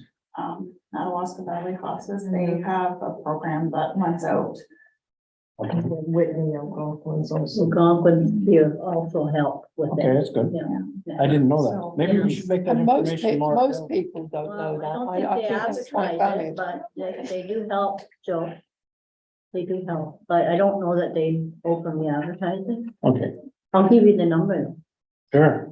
And that's that whole partnership thing. If somebody already doing it, we're not gonna take that away from them, right? Because competition, right? And everybody, if you're an NGO, it's all about being able to run your program. So if we're doing it, they're doing it, and suddenly they don't have a program, so then we're only doing it. Right? And then, so hence the reason they've taken that approach as the Red Cross. I just remember when I was a kid going to school, there was a room downstairs that was locked and it always had, it had a Red Cross thing on the window and And we had Red Cross picnic too. I don't remember that. For years. And I remember, there Joe, was a, you do that. no, I'm not. There was a junior Red Cross in the school too, so they got the kids indoctrinated into that. Yeah. Yeah, my team's actually been talking about that, creating a junior program. But because the Red Cross doesn't do that, right? Because I was used to in the fire service, we had a junior program, 16, 18, you did all the training. You came to fire scenes, but you did non-risk jobs, such as just moving equipment around and doing whatever. When they hit 18, 99% of them would apply to become a full-fledged volunteer. Guess what? They were like 95% trained. We just had to get them their sign-offs to make sure they were safe and good, and that was our way of, so I mean, to me, that's a great way, once again, because we're volunteer-based. It's a culture thing, right? So you get the young folks into the culture of, because they want to give, and then they say, I really enjoy that. They may also be able to use that as their community hours for high school. Well, right now I do that even though I don't know if I'm supposed to or not. When Red Cross members say, hey, my granddaughter, my son or my daughter needs, I say, okay, what do we need done? And they go, look at the logistics team or whatever. They go, well, here's a list of stuff. Okay, can they accomplish this under supervision? Yes, they can. Good, do it. I'll sign the letter. But it may be something to look at for our high school here. Some sort of, not club, because that makes it seem a little bit insignificant, but I think some sort of training and basic awareness of what the Red Cross do and how they can help in the future. I think that should be in our high schools. So you're getting ahead of where I was. But that's cool because I like it because I'm actually going to be talking to the school boards about doing education stuff potentially but it becomes a matter of the school boards agree to it, like the 3-4 level or the high school, where it's like walking them through and then offering certain things. But that's one of those things where you gotta jump through a whole whack of hoops before you can kind of head in that direction. You can't just go to the local principal and say, hey, they're just gonna go use the superintendent's number. And then they're gonna say, oh, here's the board office. So you kind of work your way through tech it over. Okay. But yeah, no, fantastic idea. A couple of the team members actually came up with that concept and said, hey, because some people may want to be able to do this because of that. And if not, what's the worst case scenario? We made them a little bit better prepared. I mean, you've got a whole host of potential there and it's not being tapped into. Fully agree. Well, Jay, thank you. Terrific presentation. I guess your worship and the members of council here, how do we move forward? Jay's presented 2 options for agreements. Jay's got a very busy schedule, but Jay's certainly willing to work with us on the signing of these agreements. So do you have copies of that for council, Jay, or something? I would have made copies, but oh, okay. No, first step is that you kind of, once you get your direction, then you have that initial conversation, because that's what's happening in a number of municipalities in Renfrew County right now. And then once you do that, and CEMC and I sit down and we flesh out how we fill it out. And then from there, it goes back to you folks for vetting. And then from there, I take it back and have the discussion at my end of the world to get it finalized. okay. So I'm hopeful that all the council members got all the information they need, and it's important we move forward with it. It's the most important agreement I think we have, to be honest, and it's worked well in the past. We've done our last shelter surveys in 2013. We've got plans to do new ones this year and follow up on this agreement. So you need a resolution or anything, Brian, or just you want more discussion, or where would you like to go with them? So what is it that you need in terms of permission, Jay, from the municipality? Just something in writing? Or a formal resolution, would that be better? I'm not sure how your process works. Or is it From a shelter perspective, it's just a matter of they direct you that they want to do the direct shelter things. I don't need a resolution or any of that stuff. And you tell me, hey, Jay, yeah, we want to do the shelter surveys, and then over X number of months, because the volunteers get deployed other places like Fiona and Yellowknife. So I lose them, I get them, I lose them, I get them. But sometimes it takes a while to get stuff accomplished. That would take care of the shelter piece. As to the other piece, it's just as simple as you at this point say, your council giving you direction. Let's enter into this type of agreement or that type of agreement. And then from there, we sit down and we flesh it out, and then we make sure everybody on your side of the fence is happy with what we fleshed out. And then from there, I take it back and say, hey, I've got a municipality that wants an MOU or a JIT, and here's what they're looking for. So in terms of the MOU, you were talking about laying out the funds in advance. Is there any dollar amount you can give us, or in terms of what it would cost up front? for an MOU. Yeah. It used to be per capita, and they just last Right. week said, we're not doing it per capita. So it's like, His per capita rate wasn't bad. yeah, I think it was 10 cents ahead of your population, right? But the other one, now they're changing it from that, so they said, put the dollar thing on hold till we get through to October, and then October. I don't know how they're going to do it, they haven't even hinted at how they're looking at doing that. I can tell you that major cities will probably go MOU. I can tell you some of your municipal partners are, their councils have directed them to go JIT. Because it's kind of like, we call you, come, we've got a list of, we know what the costs are gonna be if you show up, right? Because if you were to, like, if we bring cots, we don't sell you the cots, unless you want to buy them, and we'll sell them. We charge you for what it costs to clean. Right? If volunteers were to show up here, you may pay the mileage cost to get them here. Right? Because as an organization, we have to recover that because there's only so much money that we fundraise in a year, and the level 1 program is like 100% paid for. That's a huge piece of, I don't like to say word business, but a huge piece of business across the country. It's millions of dollars. Right? So that's the events that happen. Then the big ones, well, the Yellowknifes of the world, etc. Well, usually province and federal governments suddenly getting involved in that. Even here with the flooding that we had a few years ago, even this year, we had the flooding this year, right? We ran that whole thing under the PDA program. And so it wasn't like a huge number of people evacuated. There was people evacuated in all the municipalities indicated, but it was a small enough number. I just kept it under the PDA program. So the people were supported for 72 hours, and then they kind of looked into other programs and figured out how they could get additional help, or they figured out, how to manage your way through that. So I missed a little wondering here, are we recommending we go with the MOU or the JIT? And I'm hearing maybe more of the JIT. It doesn't matter. For me, it doesn't matter. It's up to you folks which way you want to go. Just the reason I mentioned the other thing about we're fixing a dollar value to MOUs is because I don't want that as suddenly you want to go MOUs and then you find out you have to cough up $1,000 a year, $500 a year, whatever it be. Yeah, from my perspective, if you're looking, for my opinion, the JIT would be the way to go. Yeah, sure. The services will be there. Our response time with you guys is, a few hours, probably at worst, and sometimes, it's very good response time from your group. You're the best group in the province as far as I'm concerned and from what I've seen.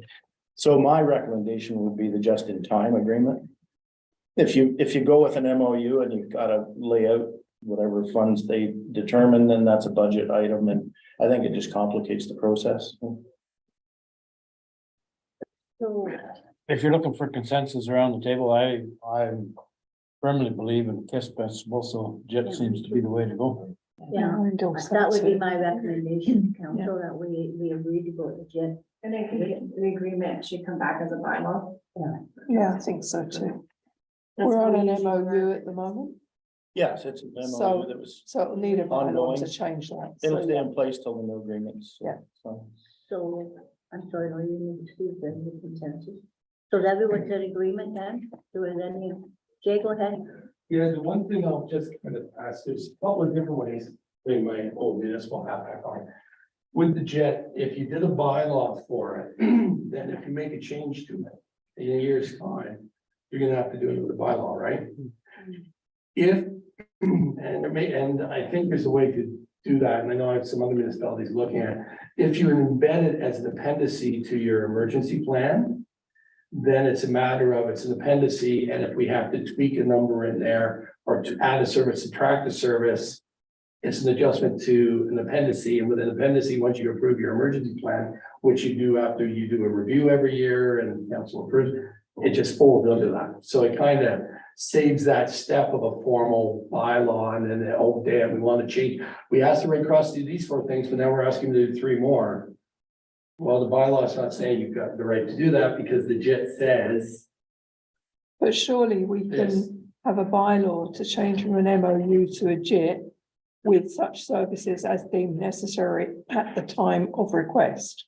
Totally up to you how you want to do it. There's Because different that ways to do it. leaves it very open with a bylaw, but it acknowledges that we have changed to that just-in-time protocol. I know when I was a CEMC back, I had so many appendices, the province used to shake its head and say, holy, Yes. but then I gave me total, with the council, total fluidity to make adjustments on the fly, according to what council's desires were, without having to go through more formal. But that's for you as a council to make the decisions. It's just, there's different ways and every council looks at things different ways. Because we have to approve the emergency plan every year anyway, by Under the so bylaw. then that raised, it's being re-looked at every year. It's not a sitting agreement that's.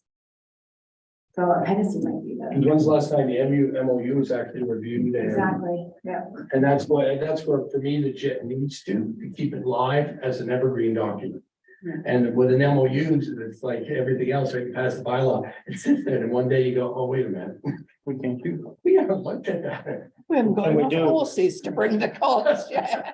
We do have the shelter services annex attached to our emergency plan. I have 35 annexes or There you 30. go. So, yeah, so I think it's annex 19 or something. So it's just something to guide me and verify with EMO as well for our program stuff. So So everybody in agreement.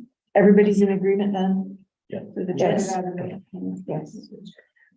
okay, then Jay, then I'll be in touch with you and we can set up further meetings and we have the shelter stuff to do in that. So thank you very much. Thank you. Thank you very much. Have an enjoyable drive back. I know it was a nice drive at 5:30 this morning. Here's what it is, I used to that. Thank you. And I've got a couple of municipalities today that I'm dropping in and having meetings with as well, so. Thank you. Great job. Thank you, sir. Melissa has a presentation. More situational awareness, because you are Okay. doing your high rod today. Yeah, okay. You love my hire, I know. Oh, it's so good. And I'm gonna guess that probably is somewhere in your top 10 is infectious diseases. Am I, oh, yeah, okay. Maybe, So, maybe. I'm gonna guess that's probably accurate, so I thought I'd give us some situational awareness to go along with what Brian will be following with. Next slide. Okay, so COVID, I know nobody really wants to talk about COVID. Unfortunately, my inkling is it's probably here to stay. It'll become eventually part of that flu season. You'll hopefully start to see that trend where it breaks over the winter and then peaks over the winter and then falls over the summer. It sort of followed that trend this year. It's a little bit earlier. We did see an increase of outbreaks about 2 weeks ago, which then drives up our increase in percent positivity. But that is, you'll like to know this, it's all been down towards Ottawa. So Armpire and Renfrew are where we saw that, is where we saw that activity. We actually didn't see it anywhere else in the county and districts as of yet. But if you're not aware, we do have 2 wastewater sites. One's in Pembroke, one's in Petawawa. So it's not a great distribution of our total population, but gives us a little bit of awareness of what's happening. So we haven't seen any increases in wastewater. Again, it's only the 2 sites that we test at this point. If there's any opportunities to expand, we are looking at different sites. And we have had no flu cases in weeks and weeks and weeks. However, so Kingston, Frontenac, and Lexington, and Addington is just this way of us. They did see their first case a couple of weeks ago of influenza A. I'd say we tend to trail a couple weeks behind, right? Ottawa and Eastern, we tend just a little bit behind. So if they've seen it, we will see it. It's just the way it goes. We always see flu every year. It's not new. We did have an early season last year. They're not sure if that's how it will work again this year or not, but it's just something to be aware of, right?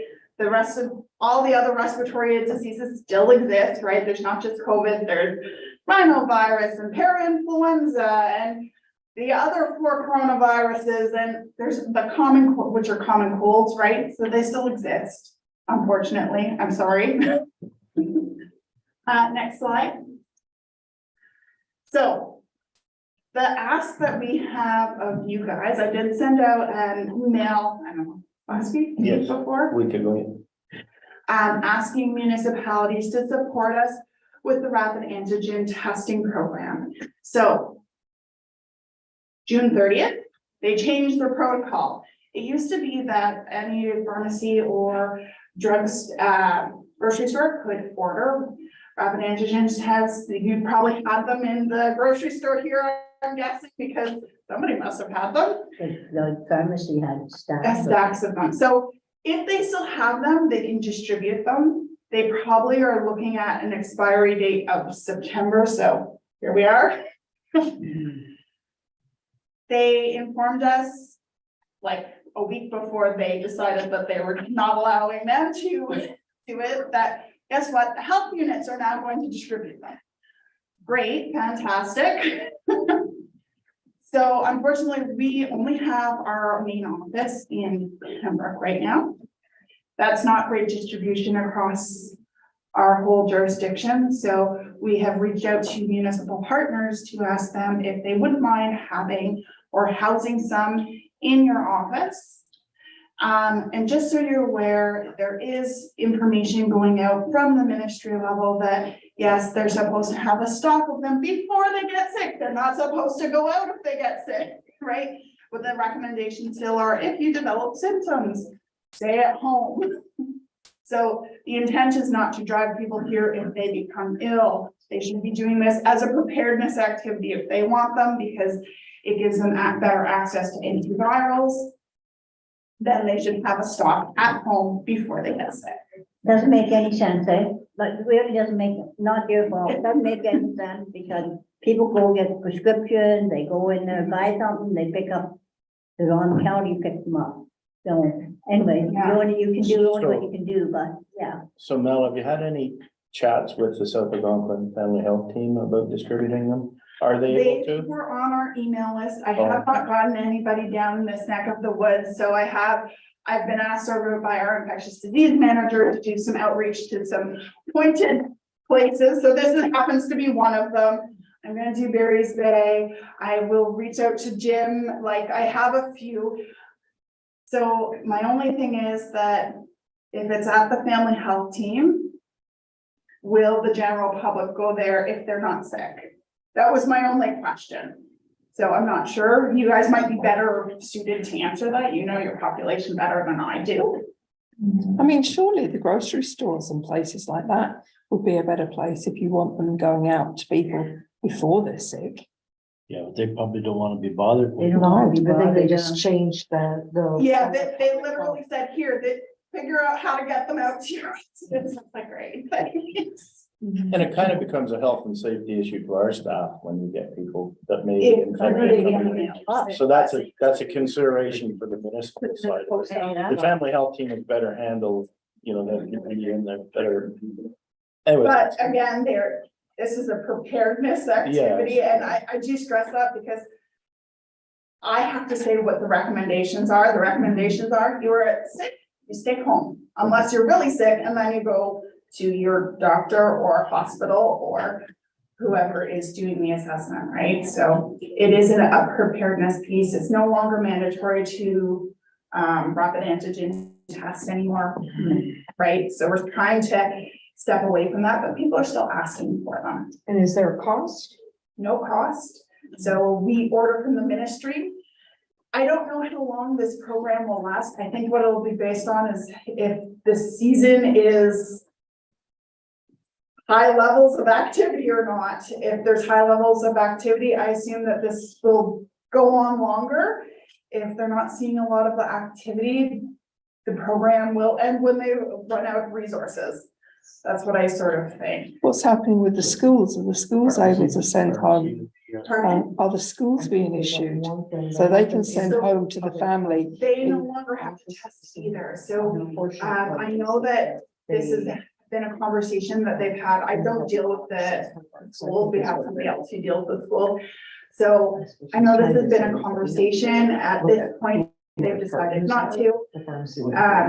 And right, it's totally within your choice. We're just doing the ask because we are aware that right? You guys are Not a big deal. quite a far distance from our main office, and we don't want to negate the fact that maybe there aren't those resources here, so that's why there's the ask being put out. So your information is going to say that these tests are available at the township office? Mhm. That's what it would say if you decided to partner. Yeah. There's no obligation to, it's just the request has been put out.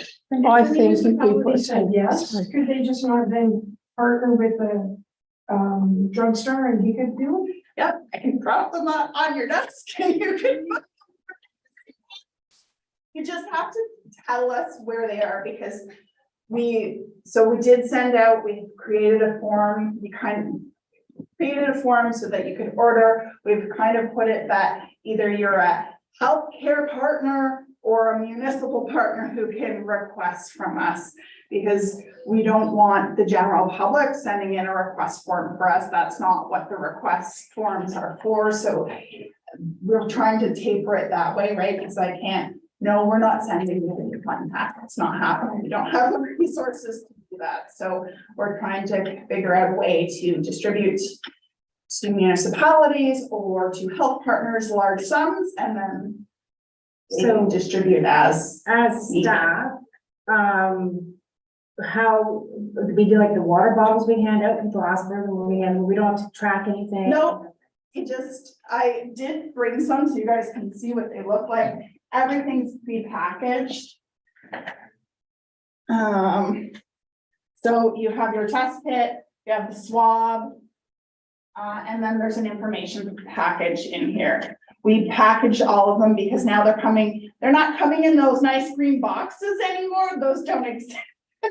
Now they're coming in like big boxes of 20, so we prepackaged everything. So this is what it looks like now. So they can grab a couple of these, take them home. The process is still the same? Like- Yep, I mean, Yeah. for health and safety of our personnel here at the township, I think maybe a table outside the main door in the foyer would be sufficient, and you put them out there and people can collect with a sign, please help yourselves, and at the end of the day, you bring them back in. That stops people coming to the window and protects the office girls and people within this building. I think that is by far the better option. yeah. And at the health unit, we have a basket and it's set up at the front desk. You don't have to talk to anybody. People can just grab them and leave, right? Yes. We don't have any interaction. We just take the stock number that we got from the ministry. And then once we hit a certain level, we reorder, right? Once we distribute them, we don't care. You took 50, you took 1, I don't care. And I would think that, and people are worried that you're gonna be sick coming into something, you would want to encourage, and you could add that to the newsletter going out, is that we will be having free kits. Come at your convenience, don't come if you're sick, take as many as you want. Be prepared. Give them to your friends, give them to your friends. Yeah. Yeah, and really the intent is that this is a preparedness activity, not I'm sick and need help, don't come here. It's the same message at the health unit. If you're sick, don't come here. We are not a hospital. We are not a critical care clinic. We don't do that, right? We do wellness. So it's sort of the same message. But yeah, that is the request that we've put out. Brian does have access to order. I did bring up 20 in the event that you guys want to look at them or do or don't want to do it. That's totally fine. But that's what our request is. And we have, just because of the outreach and because you guys are definitely a fair distance from Pembroke, I can't see that any of your residents are coming up there to get them. Next slide, please. So really, we are going into the flu season, unfortunately. I'm sorry. I don't know what else to tell you. Protect yourself, protect your residents. These are going to be your key messages, right? Clean your hands, stay up to date on your immunizations. And I'm not just talking about COVID, just so we're clear. I'm talking about all of the routine immunizations, measles, mumps, rubella, tetanus, all of them, the whole gamut, flu, right? So I know everybody's going COVID, but there's all these other ones. And I mean, yes, okay, maybe you're over the age for a lot of the like measles, mumps and rubella and chickenpox for varicella, but your children or your grandchildren or the kids at the school, they're that prime age. So when I say immunization, we are not just talking about COVID. Cover your cough. Oh, hold on. I'm sorry. That's okay. Cover your cough, right? Stay home if you're sick. That's probably a big one. And I say this because even our internal policies, you may want to review your illness policy. It's a good time to do it. Joan's going to be an expert because she remembers. Get her to review it. You can send it to me. I can help you review it too. Avoid touching your eyes, nose, mouth. You do it hundreds of times a day. So that's how we pick up, right? You touch the desk. I pick up the illness. I touch my face. I get it. Physical distancing, it's still a thing. No, I'm not telling you that you have to stay home. That's not what that means. That means if someone's sick, staying that distance away from them makes a difference, right? If you have high-risk populations, you know, those seniors, that person who's maybe 90 and at home, if you're sick, don't go near them. That's what we're talking about when we talk about physical distancing. You will see this go up on social media from us. If you want to share, we're happy to have you there. If you need additional resources, you can reach out. We're happy to share those with you also, because these will be messages that probably should be up and around, particularly during flu season. Next slide, please. So vaccine. Guess what? Yes, COVID vaccine is out again. It will be a fall booster. The monovalent that has been approved through Moderna is more effective for the current circulating strands. So if that's of interest to you, it will be available to high-risk populations at the end of the month, to the general public, probably first week of November. Not mandatory though. No. Unless everything goes haywire, I doubt that we go back there anytime soon. Influenza, same thing. It will be available for our high-risk populations by the end of September, and then for general public, probably that first week of November. I know that we tend to work with the family health team up here, and they get an allotment of immunizations, so probably the populations will be covered there, but there are then also clinics throughout the whole county. Routine immunizations. So I just bring this up because that was measles, mumps, rubella, tetanus. You guys should be still getting them every 10 years. I see that. See a face. That means I don't know the last time I had a needle, got it. So they're still available, but just so you're aware, we are partnering with Kids Come First. And I believe the date is October 16. We are doing a clinic in conjunction with Rainbow Valley. So there's 2 CHCs in the county, so we're doing one with them. I believe it's October 16. So kids who have missed immunizations, and we've been working very hard to get all those children caught up on their immunizations, but because of COVID, it was a bit of a backlog. So some of them didn't get immunized when they were supposed to on the immunization schedule. I think that's, but maybe not. The next one. That's it. See? Now, are there any questions? Do you want me to clarify public health's role during emergencies? It depends on the emergency, but would you like that? Maybe? Okay. So we operate under Health Promotion and Protection Act. Our mandate is to ensure the health of the public. So if an individual gets sick, unless we're doing case and contact management because it's a highly infectious disease, we don't tend to do personal care that way. What we're here to do is to ensure that the rest of your residents don't get sick, right? Why do we come and inspect the kitchen? Because we do not want 350 E. coli patients as in Alberta happening, right? All those children are sick because why? The kitchen, they did something bad. Not exactly sure they have the release, but something went wrong in that kitchen. That's why we inspect it, right? We don't want all of the children at Kids Castle here to get sick.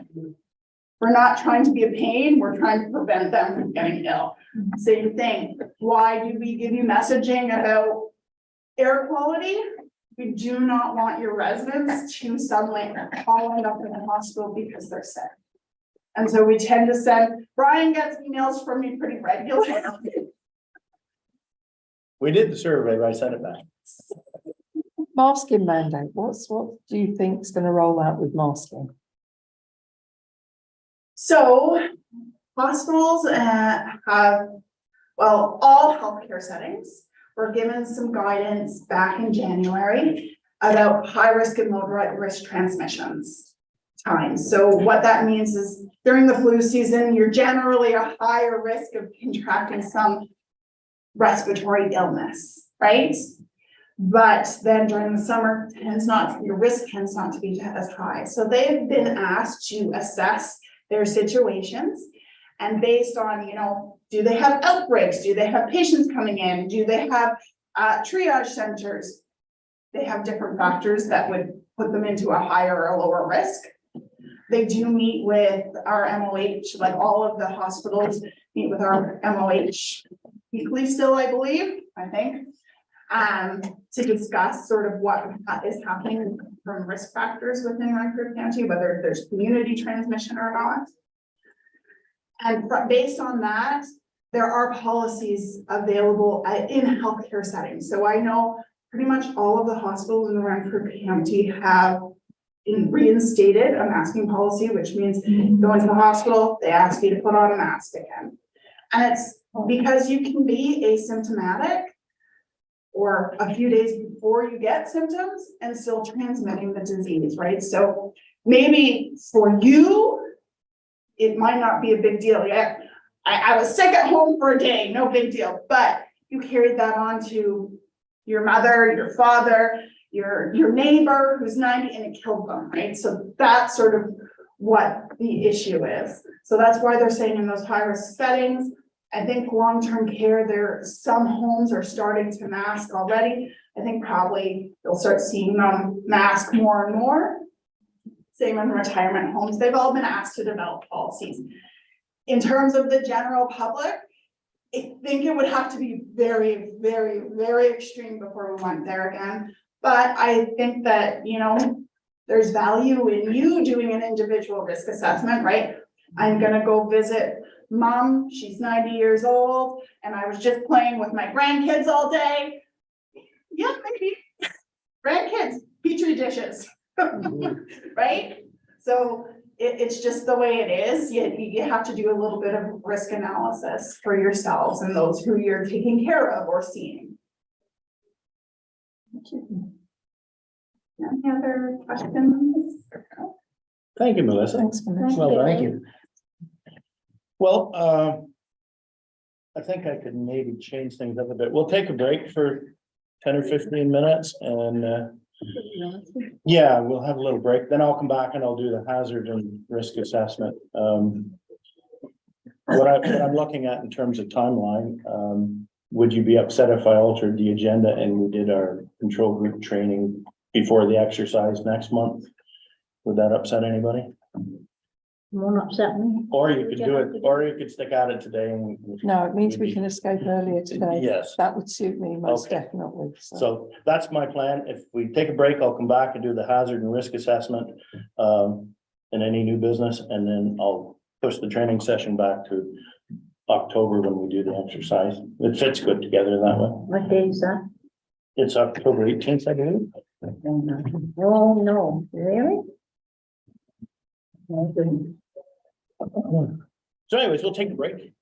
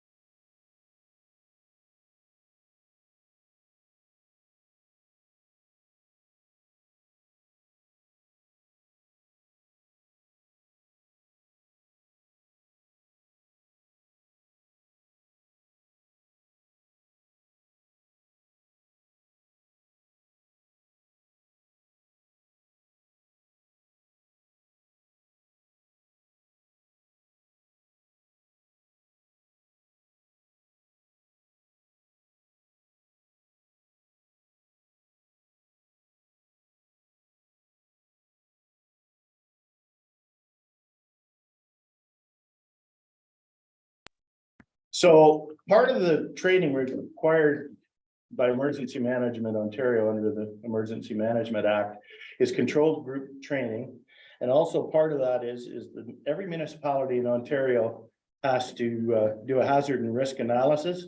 And they have a formula on how hazards are calculated, and then we coordinate it into a profile. So the program has to respond to any type of emergency, no matter how remote, but the program should really concentrate on the high risk ones. So as part of our mandatory training, I'll go through some slides that tell you what a hazard is and consequence and risk management, and then we'll actually get to the profile, which is what I call basically my Letterman top 10 list. The top 10 or 12 really don't change much from year to year here. So Tracy, if you want to advance. So when you talk about hazard and risk identification, it's an all hazards approach. And we assess the hazards for probability and consequence. Then we prioritize them into a profile. And again, that higher determines our program priorities. So a hazard is any process, phenomena, human activity that may cause harm, including the loss of life or other health impacts, property damage, social or economic disruptions, or environmental degradation. And then it shows the 9 different sections. So there's agriculture, environmental, extraterrestrial. That means it's not really spaceship, but it could be. It also deals with space interference and that kind of thing. So it's out of this world, but it does exist. Hazardous materials, health hazards, public safety hazards, structural hazards. A lot of that does with critical infrastructure, supply and distribution hazards, and of course, transportation, which is a common hazard in our municipality. So moving forward, we determine the assessment based on likelihood versus consequence.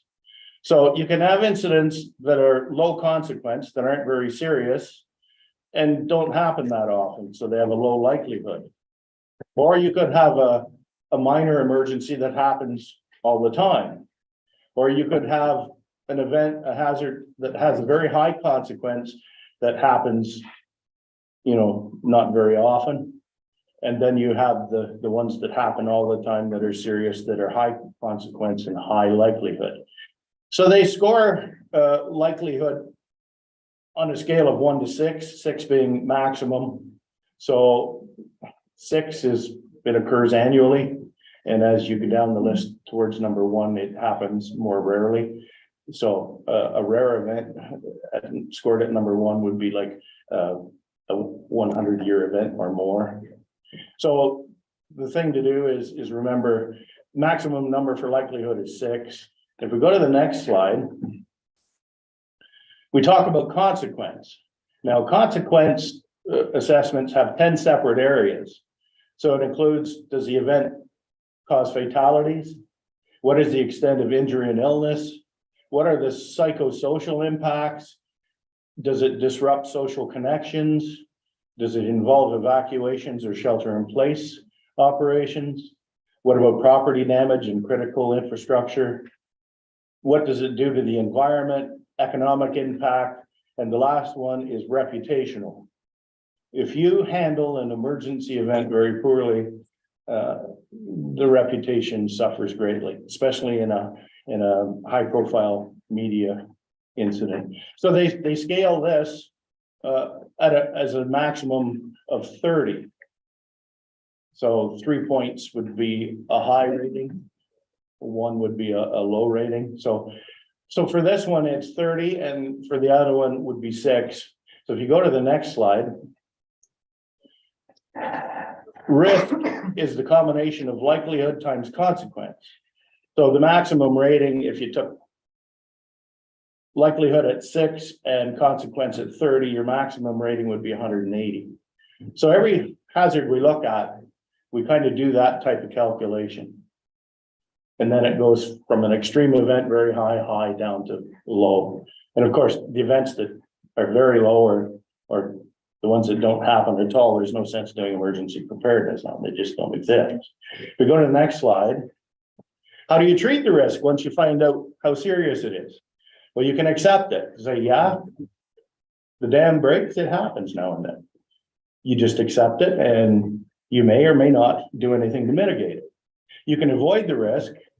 That's a lot like through Tracy's planning and development plans where you wouldn't build on floodplains or, you know, you can avoid certain risks. So you take those mitigation efforts to do that. You can transfer the risk. You can do that by buying insurance or through third-party involvement. And the last one, which is more common and we are involved in this, is reducing or sharing the risk through agreements and mutual aid and just-in-time agreements. So that's how you could possibly treat the risks that you discover within your community.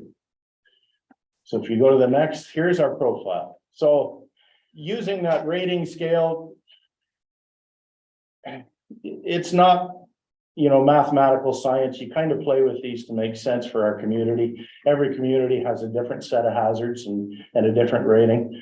So Melissa, you're right. There's number one, human health, emergency, and pandemic. COVID isn't over, and now we're into flu season. The other thing that emerged this summer to put that at the top of my list was the smoke hazards from wildfires.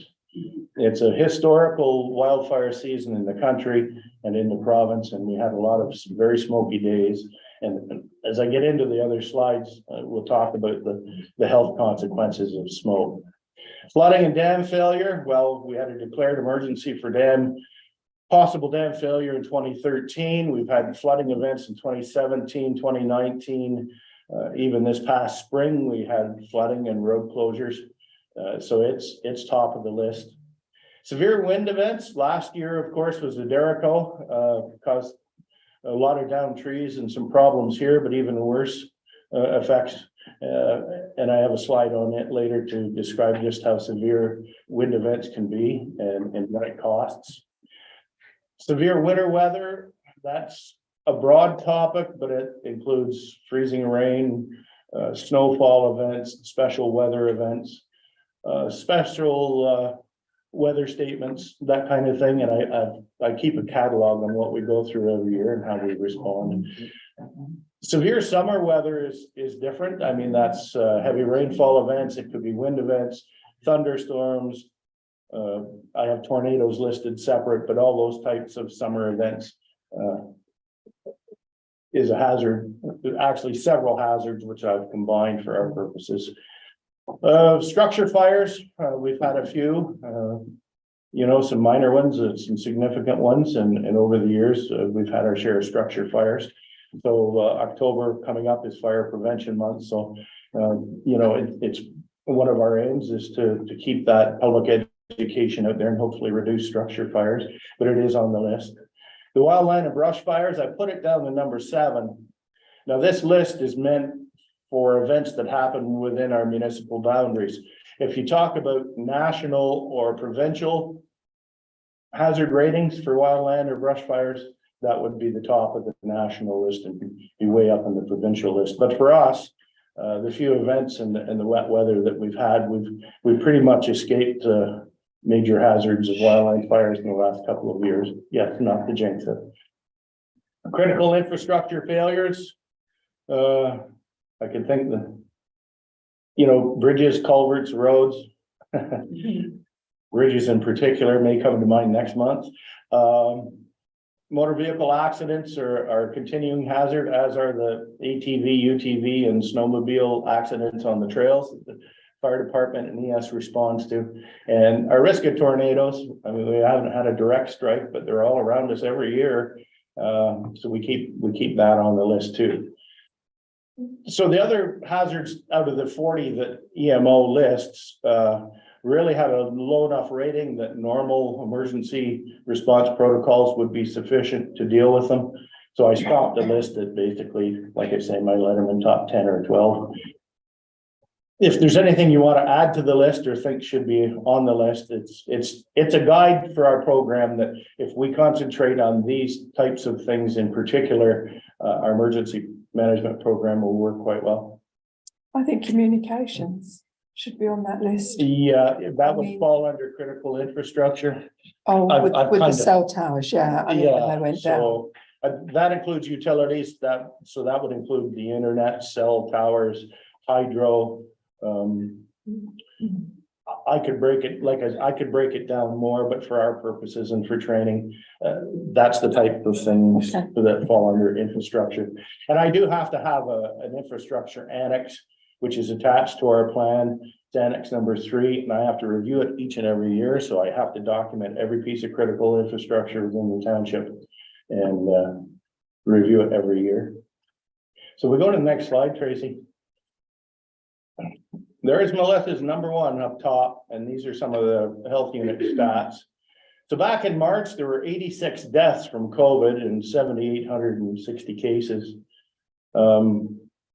If you go into July, there were 2 more fatalities and the number of cases was still rising. So, I mean, the threat is less than what it was, but when you think 88 people within the district have died from COVID, that's certainly a substantial health emergency. We talk about in March, the positivity rating, and then we talk about influenza A is a common type of influenza, and Mel talked about the good viruses yet to come.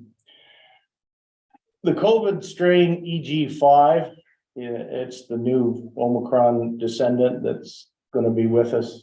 So that's what we have to look. And the thing about COVID for us is whether it's the works department or the fire department, we have a small staff, and if we lose people due to illness, our daily operations can suffer greatly. So it's important that our staff stays healthy, all staff. And then, so Mel, is there anything more on that avian influenza? We don't have a lot of bird farms and things here, but is it still present? It is, so currently it's not transmitting from human to human, so COVID goes human to human, right? Right now, it's just sort of animal to human. There's been very few cases. They did have another case, say 3 weeks ago, and that was in Netherlands. We've only had 1 human transmission in all of North America since like 2015. So it's very rare. They're monitoring it. So just for awareness, if you are admitted to hospital and you test positive for flu, they're now doing some surveillance just to make sure that we're not missing something, right? We don't want this to grow into something more. So they do some surveillance to see, did you have interactions with animals? What kind of animals? When, how long since your symptoms did that start? And then based on that, they'll subtype the influenza in patients only, but it just allows us to make sure that we're not missing anything. The risk's still very low at this point. Okay, we'll go to the next slide, Tracy. So when we talk about smoke, the fine particulate matter PM 2.5 is absorbed directly into the lungs and bloodstream, causing serious health effects. No safe level is known, so any exposure to smoke should be avoided. So we've had our share of it this past year, and I know Mel put out the air quality alerts, and they put out the survey to municipalities to respond on how effective the messaging from the health unit was, which was very good. Anyways, you know, with over 600, almost 700 fires in Ontario, we're well above the 10-year average, and there's still fires burning. Again, this isn't the first time we've experienced smoke in our atmosphere, but this year was particularly, you know, intriguing and more problematic for public health. And if we move on. So if it comes to dam failure, floods, low water events, our spring freshet this year was very cool, colder than normal, with sub-zero nights. So it was a very slow spring freshet, and waters were extremely below normal. They were very low for early spring. The 24th of March, it saw a drowning on Bark Lake. A man drowned in an unfortunate accident. In April, thunderstorms, heavy rain, freezing rain, and ice pellets resulted in a flood warning and localized flooding. So that caused some of our roads to close. So Old 127 was closed for a couple of days. On the 13th of April, it flooded again, and Madawaska Street was closed due to the high outflows from the dam. The 14th of April, we had the north entrance at Mackenzie Lake Road closed, the culverts washed out there. And the interesting thing on the 14th, that all logs were stripped from the Whitney Dam. They couldn't take, they were running full tilt to drain water through the system as a result of high outflows from Algonquin Park. And it was very warm temperatures and a heavy snow melt that really produced a lot of water downstream. So on the 16th, we were told by the MECP that engineers were called in to Lake Atoo River structure. It was under stress and they asked them to pull 2 logs. So they did that and eventually they replaced them on April 18th, but the water coming downstream was significant. It washed out the trail at Rapid Lake. And eventually, if you go to the next slide, Tracy, water came up to touch the bottom of the major lake bridge. So we had Mackenzie Lake North entrance closed, Bennett Road. The Madawaska River peaked as the outflows from the dam were as high as you can get. They said 195 cubic meters a second, but they actually, because they couldn't gauge it any higher, think it was probably higher than that. So that is an excessive amount of water going downstream. So at 8 o'clock on the 17th of April, John Swick and the MECP decided to close the Major Lake Bridge. We activated the emergency plan. We had that discussion at 2 o'clock in the afternoon. By 3:30, we had activated the plan. Tracy and Brian Martin did a lot of communications and liaison work for us. I diverted all the works department crews and we did a door-to-door notification of the bridge closure, asking people to self-evacuate. And if they sheltered in place, they were on their own. So anyways, the bridge closure occurred and they brought in engineers. Eventually the bridge was allowed to reopen with a load restriction. So that was certainly a lesson that when you have a lot of roads like ours with one entrance and egress, when they fail, it's a serious situation. Then on the 23rd, we had a beaver dam break. It washed out Plinsky Road, so we had to do emergency road repairs there. And later on that spring, because the level in Bark Lake was above summer maximums, some of the local residents in Madawaska were complaining about water in their basements and could OPG do something. We go to the next slide, Tracy. As I mentioned, the drowning on Bark Lake, and over the years, we've had 1 or 2. The main point of this slide is that most victims are male. 66% of them occur in the summer. And if you look at the bottom, children under 5 who drown, you know, almost 100% of the time it's from poor or absent supervision. And the main cause of drowning is still not wearing a PFD, alcohol consumption, swimming alone, or being a weakened or non-swimmer. So if we move forward, we talk about our winter weather. We had one significant weather event due to freezing rain that we declared this past winter. That just alters our minimum maintenance standards and how the works department may alter its winter operations. But you can see from the list at the bottom, we've had freezing rain warnings, winter storm watches, weather advisories with 20 centimeter or greater snowfall. January 25th was 15 centimeters, snow squall watches, extreme cold. And then we had a period of extremely mild weather, and then our rinks, of course, shut down. And the only thing that was a kind of odd for this past winter was that the works department didn't have to thaw a single culvert. You know, my 25 years here, I've never had that happen before. So, an up and down winter, but that's why it's on the list. So if we proceed to the next slide, we'll talk about summer weather. Of course, the big talk is often about tornadoes. So if you look in 2022, there were 51 tornadoes. And in 2019, there were 19. 2020, there was 69. The numbers have gone up because the Northern Tornadoes Project and their Doppler radar and their ground investigation teams are actually confirming more events as tornadoes. So this year, our first tornado occurred on the 13th of June in Talbotville. It was an EF 0 with some minor damage. August 10th, there were 32 tornado investigations and 19 confirmed tornadoes in Ontario. So it's a significant risk, and the damage is devastating and long-term from a tornado. There were 87 tornado investigations across the country with 52 tornadoes nationwide as of August 10th. So you can see it's not just our problem, it happens all over the country.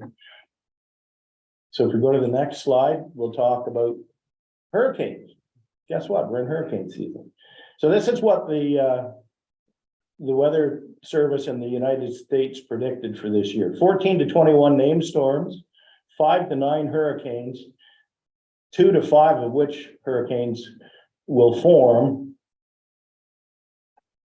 And it's an El Nino pattern. Now, when you get an El Nino pattern and the water temperature in the oceans is record high this year, it means that this pattern will be pervasive and will continue for most of the fall. So we're just halfway through hurricane season, and I think their predictions are pretty close. Hurricane Franklin, of course, hit the Maritimes, and Idalia was impacting Florida. Of course, we've had the latest hurricane just leaving the Maritimes now. So our biggest one was Hurricane Hazel way back in, what was it, 54? Yeah, so some of us, I don't remember, I wasn't born then, but I've studied it a lot, so some people will remember that event. So if we go to the next slide, we'll talk about structure fires. So in 2022, there were 133 fire-related deaths, so a very high number of people perished. And as of August 21st, we had 60 fatalities, or 60 fatal fires killing 66 people in Ontario. And Ian can attest to the causes here: a lack of functioning smoke alarms, cooking fires, electrical fires. And I think, Ian, you witnessed it at that structure fire earlier this year, that 60 seconds or less to escape a fire, given modern construction design, is quite accurate. Okay, yeah. And 7 minutes. Yeah, The old standards used to be 21 minutes. Yeah. It's now down to 7. Modern construction techniques, modern materials, you have 7 minutes to get out of your building. and of course, October is Fire Prevention Month. Do they have their slogan out yet? I haven't published it because we're working at the moment on September the 28th is Test Your Smoke Alarm Day. Perfect. Test Your Smoke Alarm. Perfect. I've just, it's on the Facebook page, it's gonna be on our website. It's great. Awesome. So I've been talking to Jackie about it. So again, April 5th was that residential fire on Lansdowne. The occupants narrowly escaped. We had a couple other structure fires.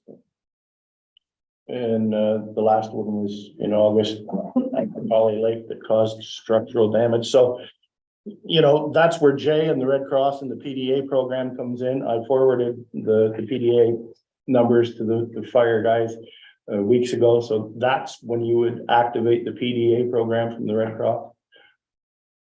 So if we advance, Tracy. Wildland fires, well, Ontario was not as hard hit as BC. BC's still under siege. So in 2022, there were 268 wildland fires. In 2021, get this, there were 1,198, just an incredible, well above the 10-year average in that year.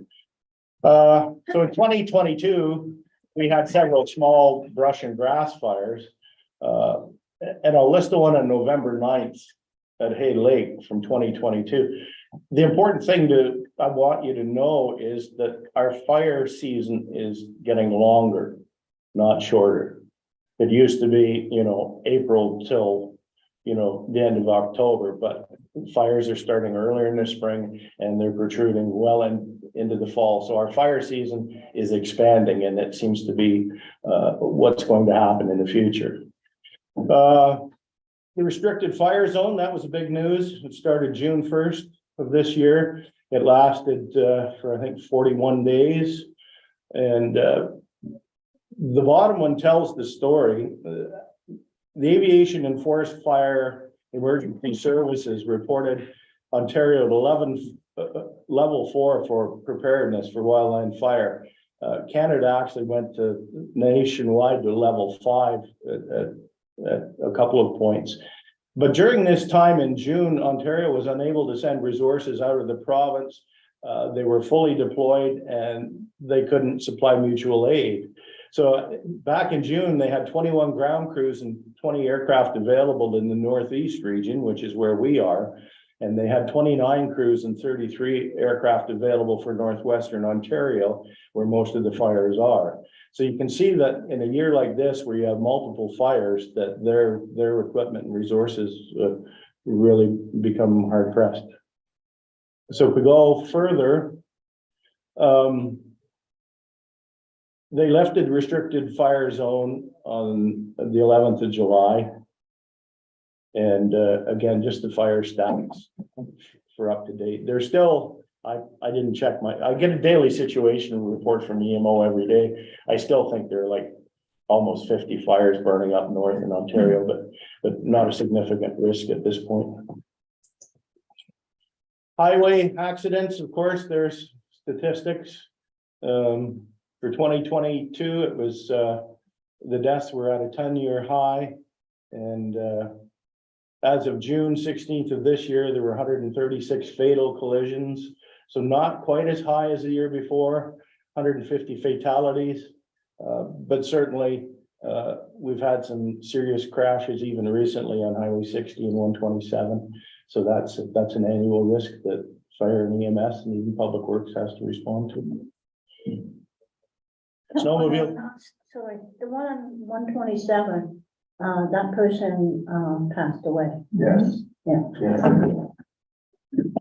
Yeah, sometimes, first responders, they deal with the situation and they never find out what's happened to the victims. Occasionally, we do find out. Snowmobile trail emergencies happens every year. Fire department works very hard assisting EMS. They get into some very precarious places. So again, 92% of the fatalities are male. 45% of fatalities occur over frozen lakes and rivers. A third of the collisions occur in February. That's an interesting statistic. And major causes: excessive speed, alcohol, drug use, losing control, and riding on unsafe ice are just some of the causes. And again, the trail closure on April 17th certainly impedes our local tourists in the use of those facilities. Again, that's just some more statistics. Major causes is, lack of training, inexperience a lot of times. So these are a few of our major responses this year. Back in January, there was a fatality at Cache Lake.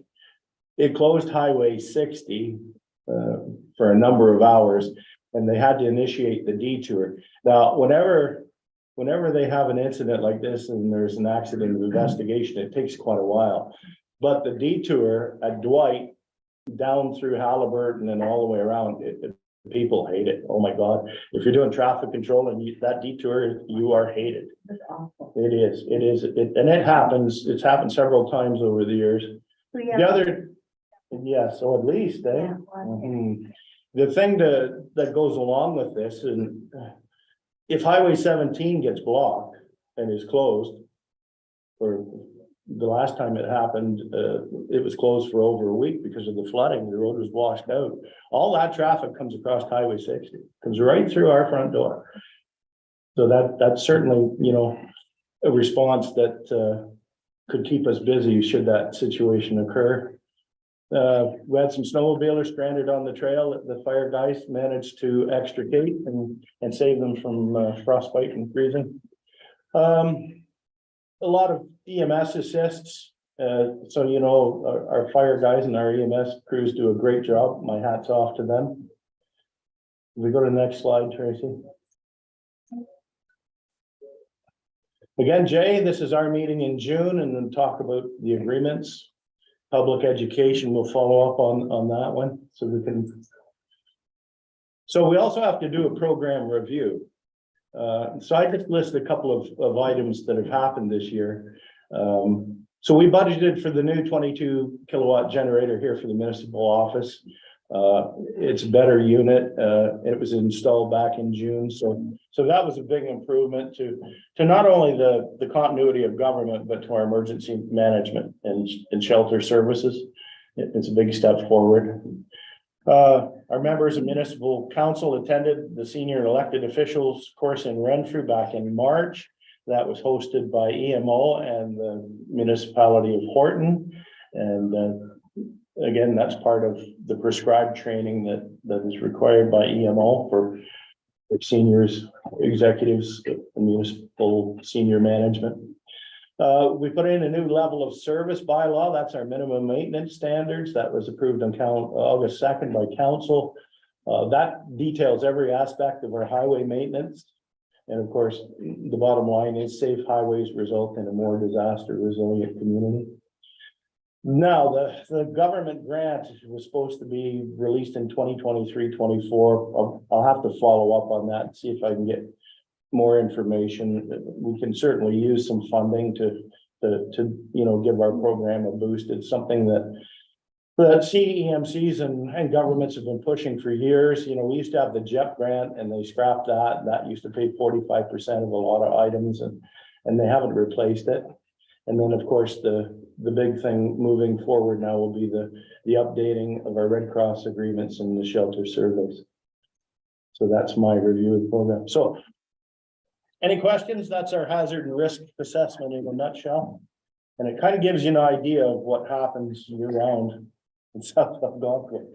There's a lot going on, although people don't always see these events. It's a very good review and lots of stats, how to keep them all in your head. Thank you for that. It's precise and it's, you know, it's kind of an eye opener for me. I mean, we hear about these things, but it's never put kind of down in writing. So thank you, Brian. So that's it for today. So if you're happy, we'll move the control group training session. I'll do that before we do our mock tabletop exercise next month. So Chairman, that just leaves new business. All right. Thank you, Brian. Wonderful presentation. Thank you, Jay and Melissa. Do we have any new business? Mhm. Okay. Oh, he's got something for me. Oh, my goodness. Yeah, so I thought this would be an appropriate time. So next month is our exercise and our training. It's based on 2 historical events that have happened here in the past. The other thing I thought I should tell you now, I thought it was good timing to give you a little more time to find my replacement, is I've decided to retire. And my last day of work will be October 31st. Oh, good for you. So, Congratulations. you know, Congratulations. my wife has been just dying for me to be at home, and so I've lined my ducks up in a row, so that's my decision. So October 31st will be my final day. You're gonna stay on first. No, I'm Both parts of your job. everything, yeah. Okay. So I thought this would give council a little extra time to set the process in motion, find my replacement before winter season kicks in. So Would you be prepared to train someone and hand over for the CMC job? Or CEMC job? The 31st will be my last day. Okay. There is Fair training, comment. there is training available Fair through comment, EMO. Brian. I hear And, you. Thank you. and I realize it may take somebody, you know, you guys some time to fill that position, but what I can do is I'll put out an email to Steve Osipenko he's our sector lead for the capital sector and put out a feeler if there are other emergency managers in the area that might be interested in the position. But that depends on how you want to go about the process. So I just thought rather than give you 2 weeks' notice, I thought I'd give you a little more time so that we could get things set before the winter season falls. So it's been my pleasure. I mean, I love working here. It's a terrific job, but I've made the decision. It's time to leave. Well, So if I may- congratulations on making that decision. It's always a difficult one, but I take my hats off to you to make that decision and go ahead with it. Thank you. So if I may read the letter from Brian to members of council and those in attendance. Dear Mayor Ethel Valley, please be advised that I will be retiring from the corporation and my final day of work will be Tuesday, October 31st, 2023. It's been my great pleasure to work for the municipality for the last 25 years. Please express my gratitude to both council members and staff, past and present, for their support during my career. I look forward to spending more quality time with my family during my retirement and pursuing other personal goals in the future. I would ask for your assistance in processing the recorded cards to authorize owners to process my company pension in a timely manner. Best wishes and thank you for everything. Sincerely, Brian Acme. With that, I will accept the resignation, the retirement of Brian Acme. But on behalf of this township, I want to give you my sincere gratitude. You were good enough to take over as the acting work superintendent, public works superintendent for a while, and much appreciated. I know that, you know, I called you a couple times and because I was new too and kind of relearning this job. So Brian's always been there and has a really good interest in all the work that he's done within this township, and you will be missed. You've been a great asset, and I give you my commitment that we will work with you with respect to the owners in a timely manner to process what we can for you. So on behalf of council, all of us here, thank you very, very much for a job well done. We will miss you and wish your wife all the best. Thank you.